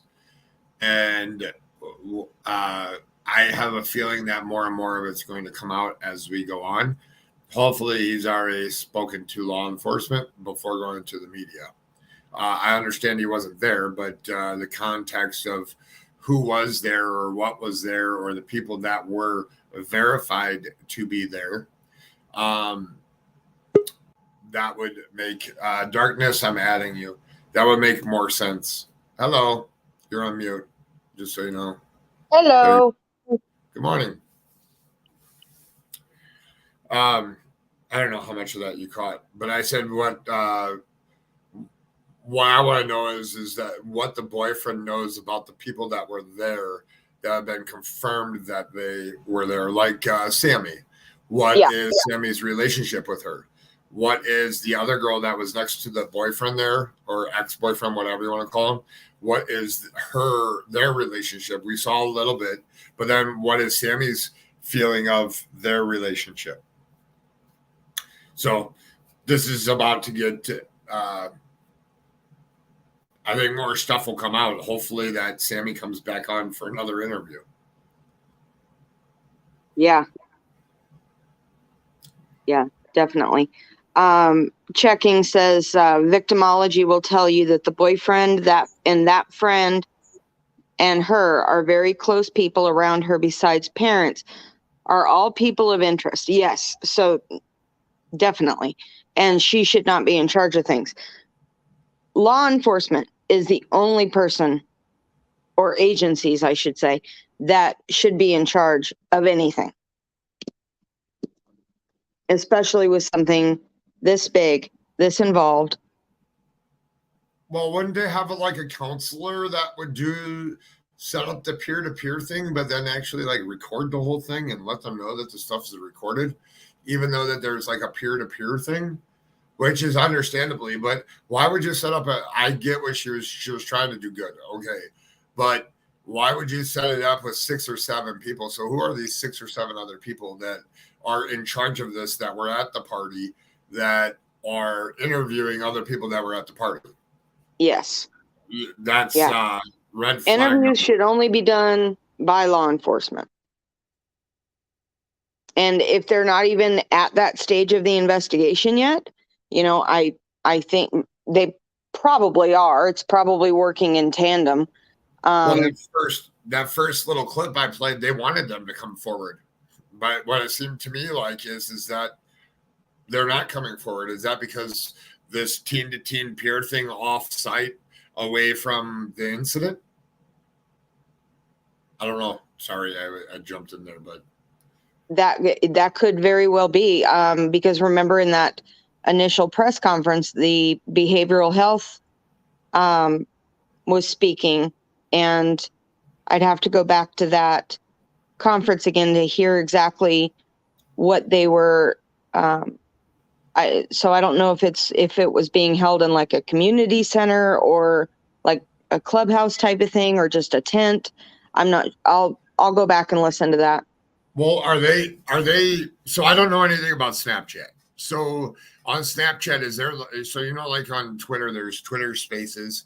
You have Facebook. You can be on a call with everybody at the same time on Facebook.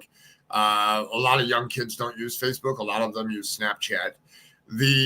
I don't know. They also use Instagram. Does Instagram have a thing? I don't know enough about the social media things. Are they doing the peer-to-peer thing over social media?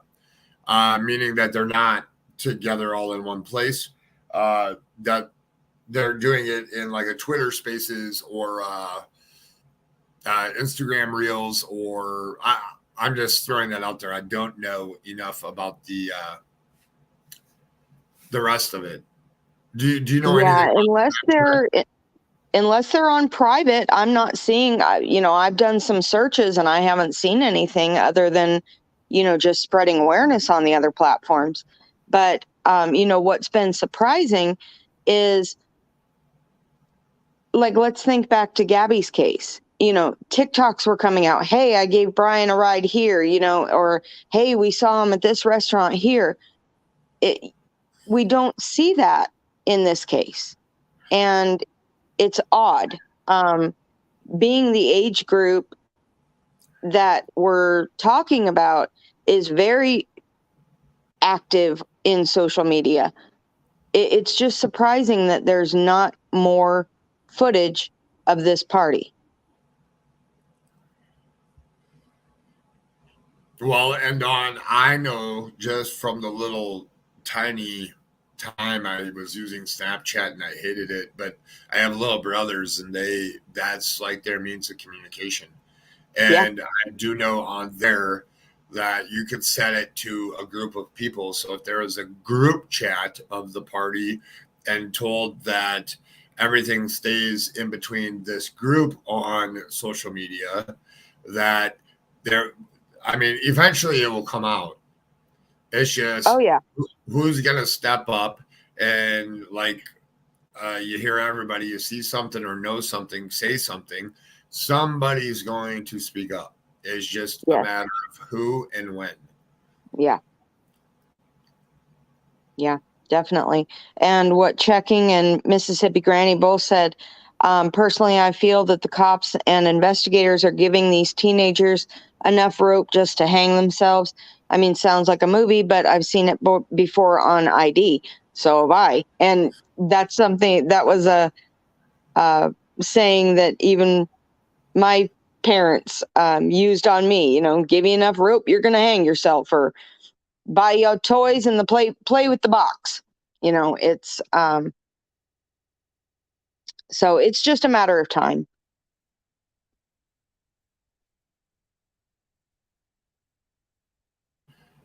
Sorry, I muted and for like one. Missing in Georgia said, Snapchats disappear. Yeah, but you can save the images. So Snapchats disappear, but I know that you can save the images. So if you have 100 people, oops, hold on.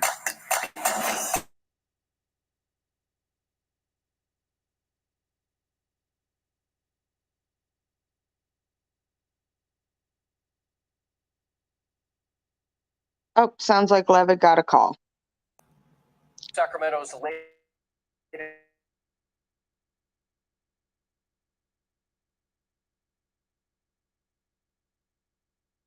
Sorry, could you hear that? I heard a little bit of it. Sacramento what? I don't know, got a call on something else. It was playing the next newsreel, and I didn't know it was playing it. What I wanted to show that I didn't show yet is, so I typed her name in here, right? And I was searching, and there's like articles after articles after articles. There's surveillance. I mean, there's a lot. There's so much information here. New images. Hundreds of people are hitting the ground in Truckee today. A huge search effort is under the way. Update searchers, the video release 2 days ago, 1 day ago.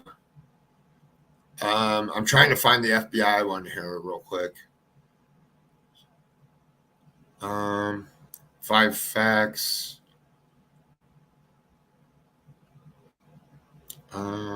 Massive search underneath the way. 16-year-old. And you can read the surveillance footage. The boyfriend and friends search. There's a little clip that's from Fox 40.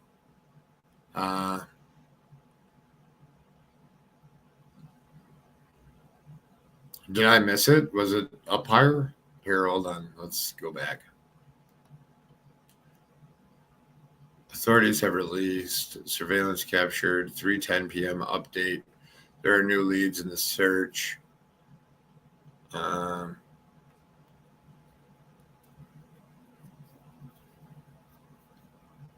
There was some place that I read this morning, and I know I was on the call with you guys, and it said 50 deployed 50 FBI agents. So that's why I wanted to touch on the academy thing on the at the beginning. I want to find this thing because so you have 100 kids or 100. You have 200 to 300 kids is what they're guesstimating, right?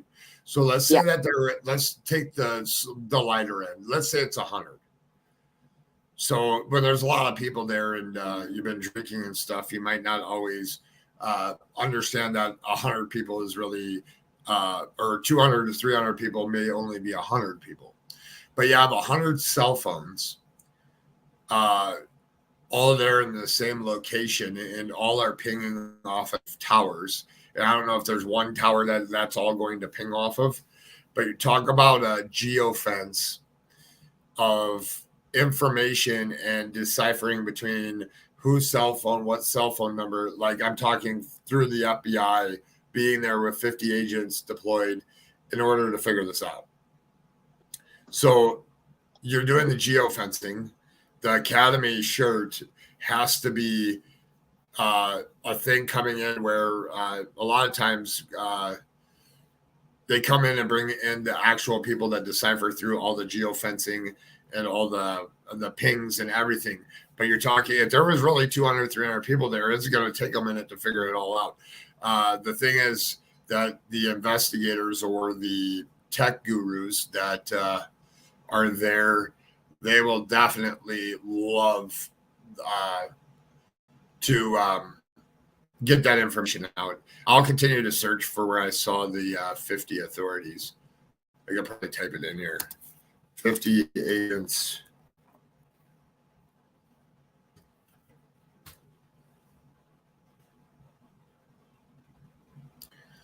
Levi, I'm going to drop off real quick and then I'll rejoin when I get back to the computer. Oh, yeah, no problem. Okay. Yep. Let's see here.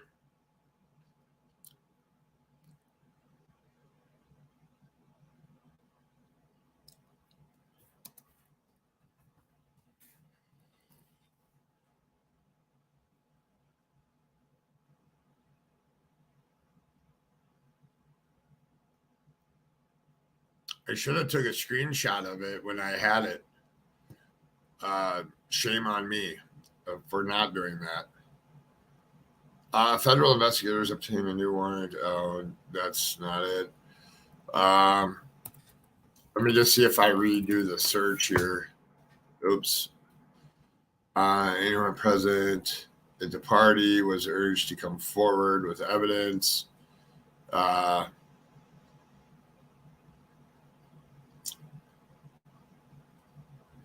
They need to come forward. Hundreds of people hitting the ground. Release new surveillance footage. Dozens of state, local, and federal officers are participating in the search.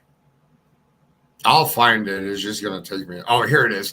Despite nearly 50 FBI agents, as well as numerous other law enforcement agents from state and local agencies working on this, I will pin the link, and anybody's welcome to come up.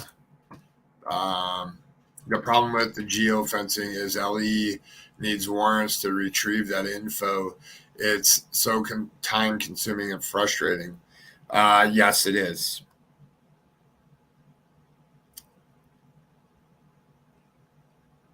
So I pinned the link to the top here.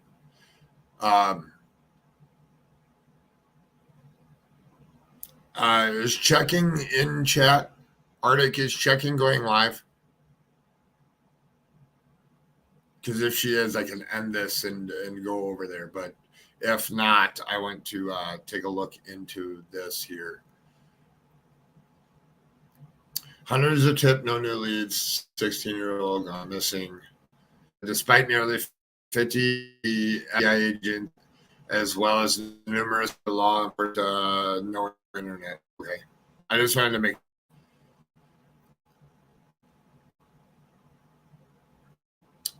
Thanks, Mississippi Granny.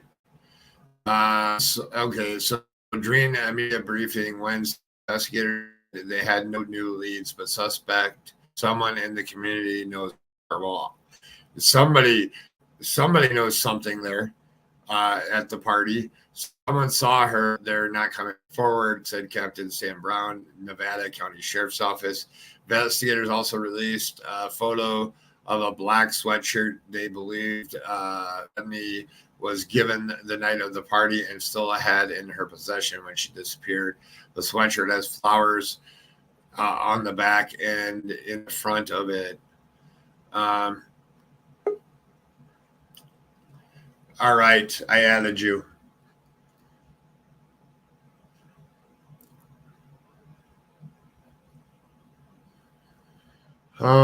Put yourself in their shoes and courageous of them. Yeah, the parents have really been helpful here. Update August 10th. Police have identified a hoodie loaned to Kylie on the day of her disappearance. Authorities continue to urge people to assist them in the search.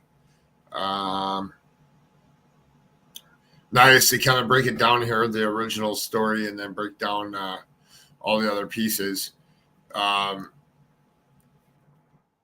I'll drop that into chat. So anybody that wants to go and take and read some more information on this, that is a link to that article, and it is very useful article. Missing teen update now was live.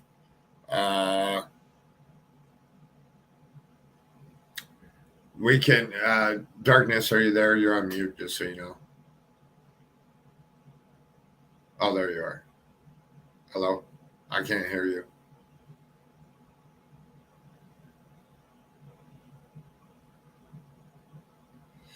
All right, I'll go ahead and play this, and I'm going to mute out for a second when I push play here on this.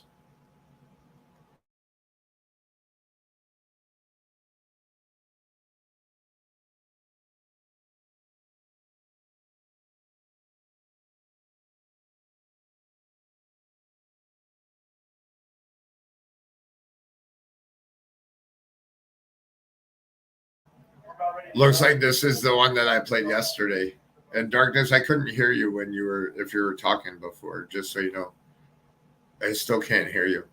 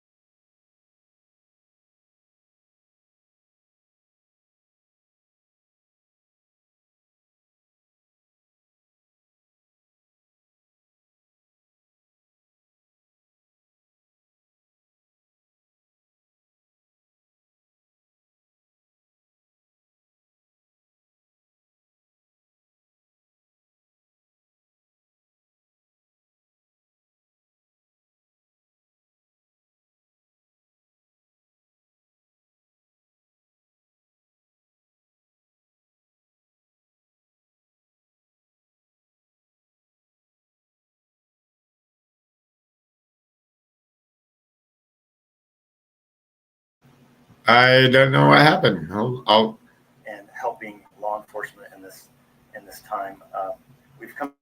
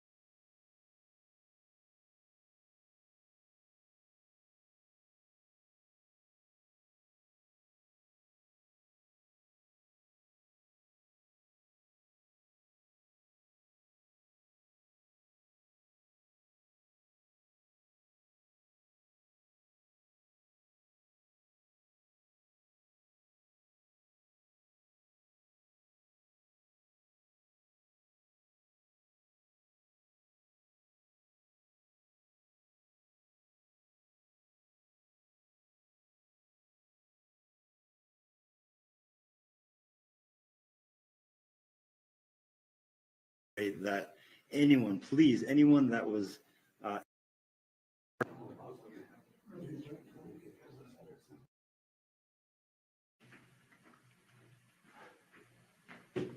Sorry, everybody. I had the sound check again. I had the audio turned off over here because of what was going on before. There we go. We'll be watching this from the beginning here. I wasn't watching chat. I was getting some other information ready. My name is Angela Musala. Can you hear it now? Information officer for the Placer County Sheriff's Office. Before we begin, we'd like to remind everybody that we are limiting each reporter question down to 2 questions, please, for the interest of time. We really need to get our first responders back out to the search to fulfill their mission to help find Kylie. I'm joined today by multiple law enforcement agencies who we are assisting and who are assisting us. That includes the Nevada County Sheriff's Office, the FBI, the California Highway Patrol, and the Truckee Police Department. Our Placer County Sheriff's Lieutenant Josh Barnhart will be discussing the operational side of the investigation as it stands today.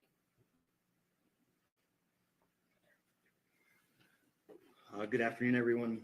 I'd like to start with Kylie and her family and just say that we are continuing every effort, every lead possible to this point. We've been in communication with the family constantly, in-person meetings with them to ensure that they're receiving every bit of information possible. We've also been keeping up with trying to push out as much information as possible to the community, and we really thank the community for stepping up and helping law enforcement in this time. We've come together as a community here with our partners at Nevada County, the California Highway Patrol, the FBI, Truckee Police. The FBI at this point has dedicated almost 50 personnel to this search for Kylie. They are out actively searching, knocking on doors, going to businesses, recovering video. At this point, we've collected just a ton of information and video from gas stations, private businesses, private residences, ring cameras, etc. And so we're trying to decipher that information to make sure that we're picking up on the tips. Again, we'll refer the public tip line. Please, please, please, if you have any further information for us, call that tip line and we'll follow it up. I'll open it up to any questions. It's 5 days since she's been missing. What's the newest update that you can give us? Do you have any new leads at this time? We do not have any new leads, and that I can tell you is very frustrating for us. And so we'll reiterate that anyone, please, anyone that was at the party that night, please come to law enforcement. Please go to the tip line. It is anonymous if they want to remain anonymous. We can't urge enough that people there know something. If you know forward about Kylie's disappearance. Have a lot of kids turned in video. And the audio or the video problem is not Yes, on my end. It's there was on their a lot end. of video at the party. We've done a really good job of trying to collect that, as much of that as that obviously takes time to review, hours and hours of time to review, but we're trying to narrow down the scope, and that if Kylie was seen in any of those videos, we are following up on it. Yes. We're going to continue on to the search and rescue portion of this investigation, which is one of the most important portions of the investigation. All right. If you've haven't seen that part of the interview, I did do a video yesterday that plays the whole thing. Just go forward until the start of the interview, and you can watch it straight through. What I do want to bring up, though, is hold on here one second. I want to see what this is.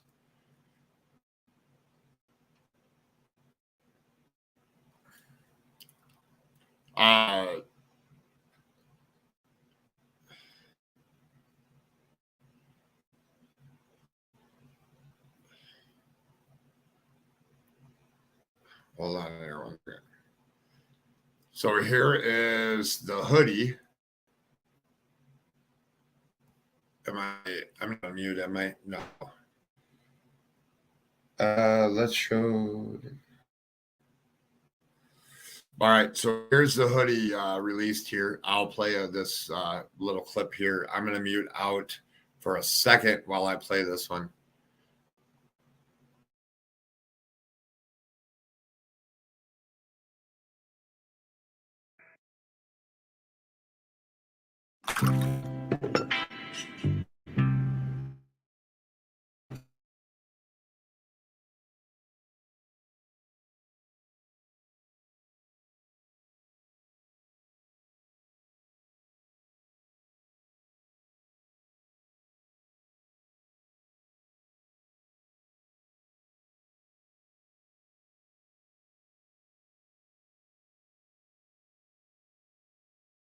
The search for Kiely Rodni, the missing teenager from Truckee, the Placer County Sheriff's Office has released some new images on a hoodie that the 16-year-old was loaned that day that she went missing.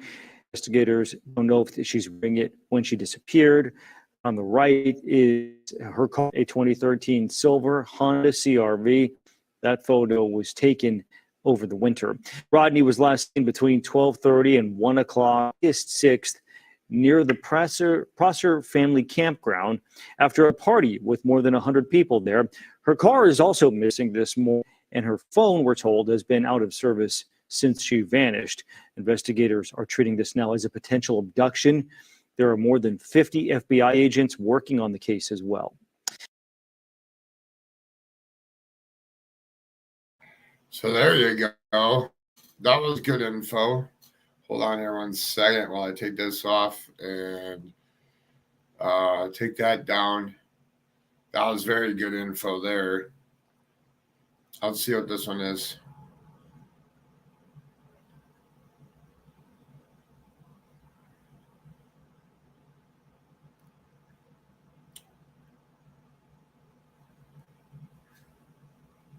Oh, that is the same thing.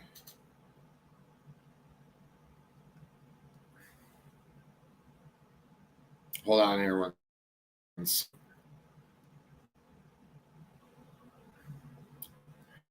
just looking at some stuff that's just coming in here.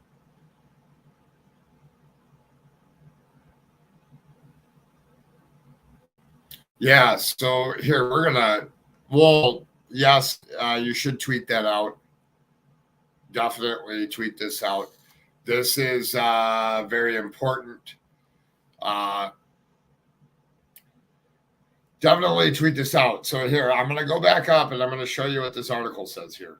So hold on here one second.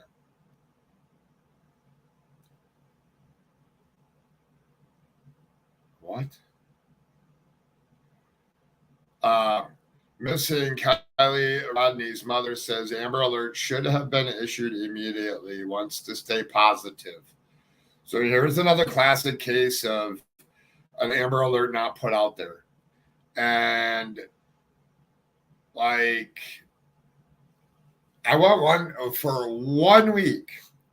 1 week, if the Amber Alert people are listening, for 1 week, if we could send out every single Amber Alert that goes on in the United States and send it out nationwide to everyone just for 1 week. Like every single one for 1 week, all hours of the night, all hours of the day, just for 1 week, to bring awareness to what's really going on in the US. So it would be constantly going.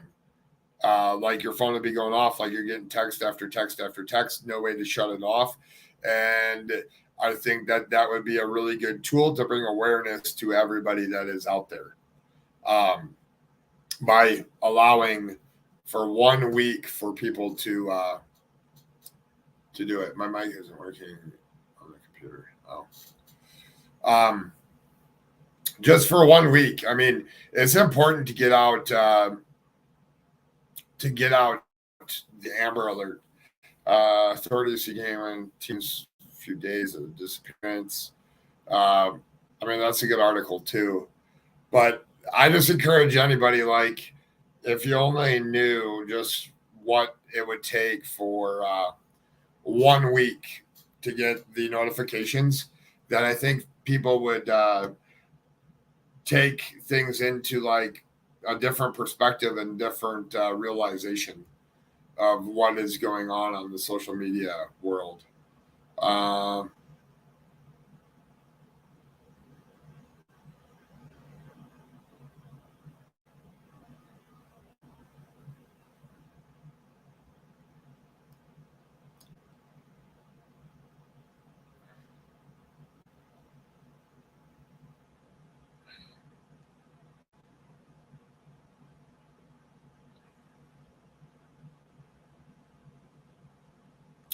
Yeah, definitely.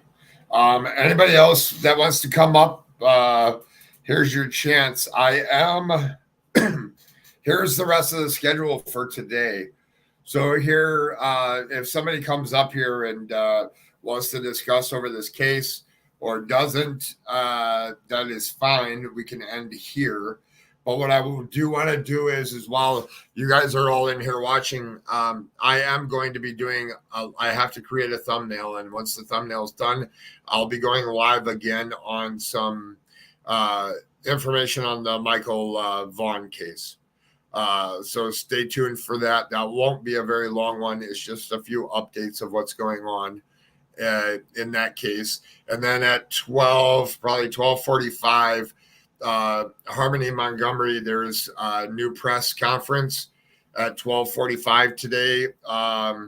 There's an article that I'll be reading, and then we will be watching the press conference after that.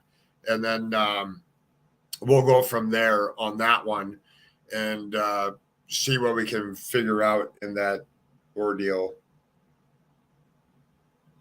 I'll just give it a couple more minutes here. I know that a lot of stuff has happened in this case. And anybody's welcome to come up here. It's pinned to the top of the chat there. If you want to come up, please sign the petition to fix our broken Amber Alert system. Definitely. If you haven't done that already, please go do that. The link is right there, and it takes 2 seconds to do. Hello, Crystal Langford. I want to thank Mississippi Granny, Scott Watts. Who else stopped by? Jeffrey stopped by. Bling, Sluggish, Cali Dime, Missing in Georgia, ArcticFox, Checking Convictions, Darkness Exposed. I know there were some other people here at the beginning. Thank you all for coming. Go up, Arctic. If I had my phone would work up there, I would be up there. It'll allow to say about them. Yeah. So I've been watching what some other creators are saying and talking about in this case as well. The link's posted to the top there. All good. And anybody else that wants to come up and speak. I can't go up. Oh, company at the house. No problem, Arctic.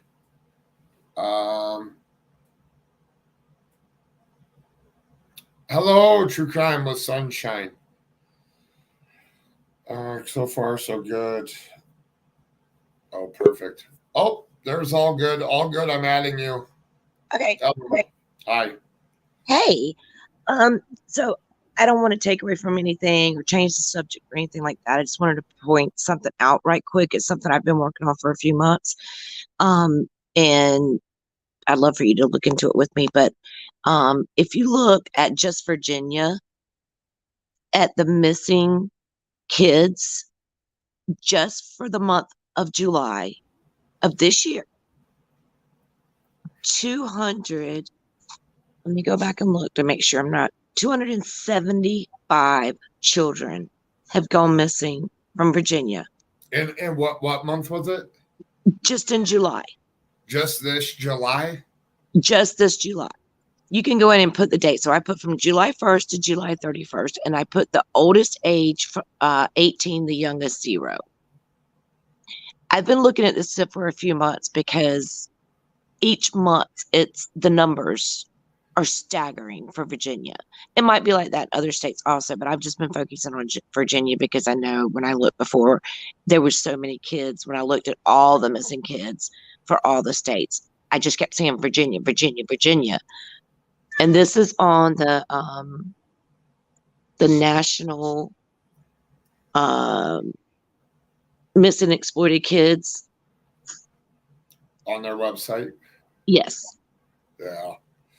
Yeah, see that the June and July were rough months for missing kids or runaway kids or however they want to classify them. Right. I saw I might have made a mistake. Hold on. I'm sorry. You're fine. Oh no, it changed it. It changed it. I'm sorry. It changed the state. Anyway, the numbers have been staggering, yes, for June and July. So yeah, June and July, there's a couple hot states that I've noticed, and I don't know if it's because. So what I've also noticed is that law enforcement, when you go to their Twitter pages to look for updates, right, that when you see their thing, almost every single one of them are posting for applicants. So they're being bogged down by other crimes. Right. And it's pushing, if you're a runaway teen, it's pushing you to the bottom of the list. Right. Which is bad. Because the fear of a runaway teen, once they leave the house to run away, what happens after that? There's no protection. There's no anything. They're vulnerable. And that's the problem with the system. Right. And then they are trafficked. So sorry, I didn't mean to take over. I just no, you're good.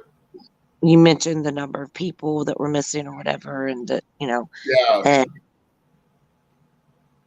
like I said, I've been watching those numbers for a few, and also just because they're runaways or just because they're teenagers doesn't mean that they weren't taken.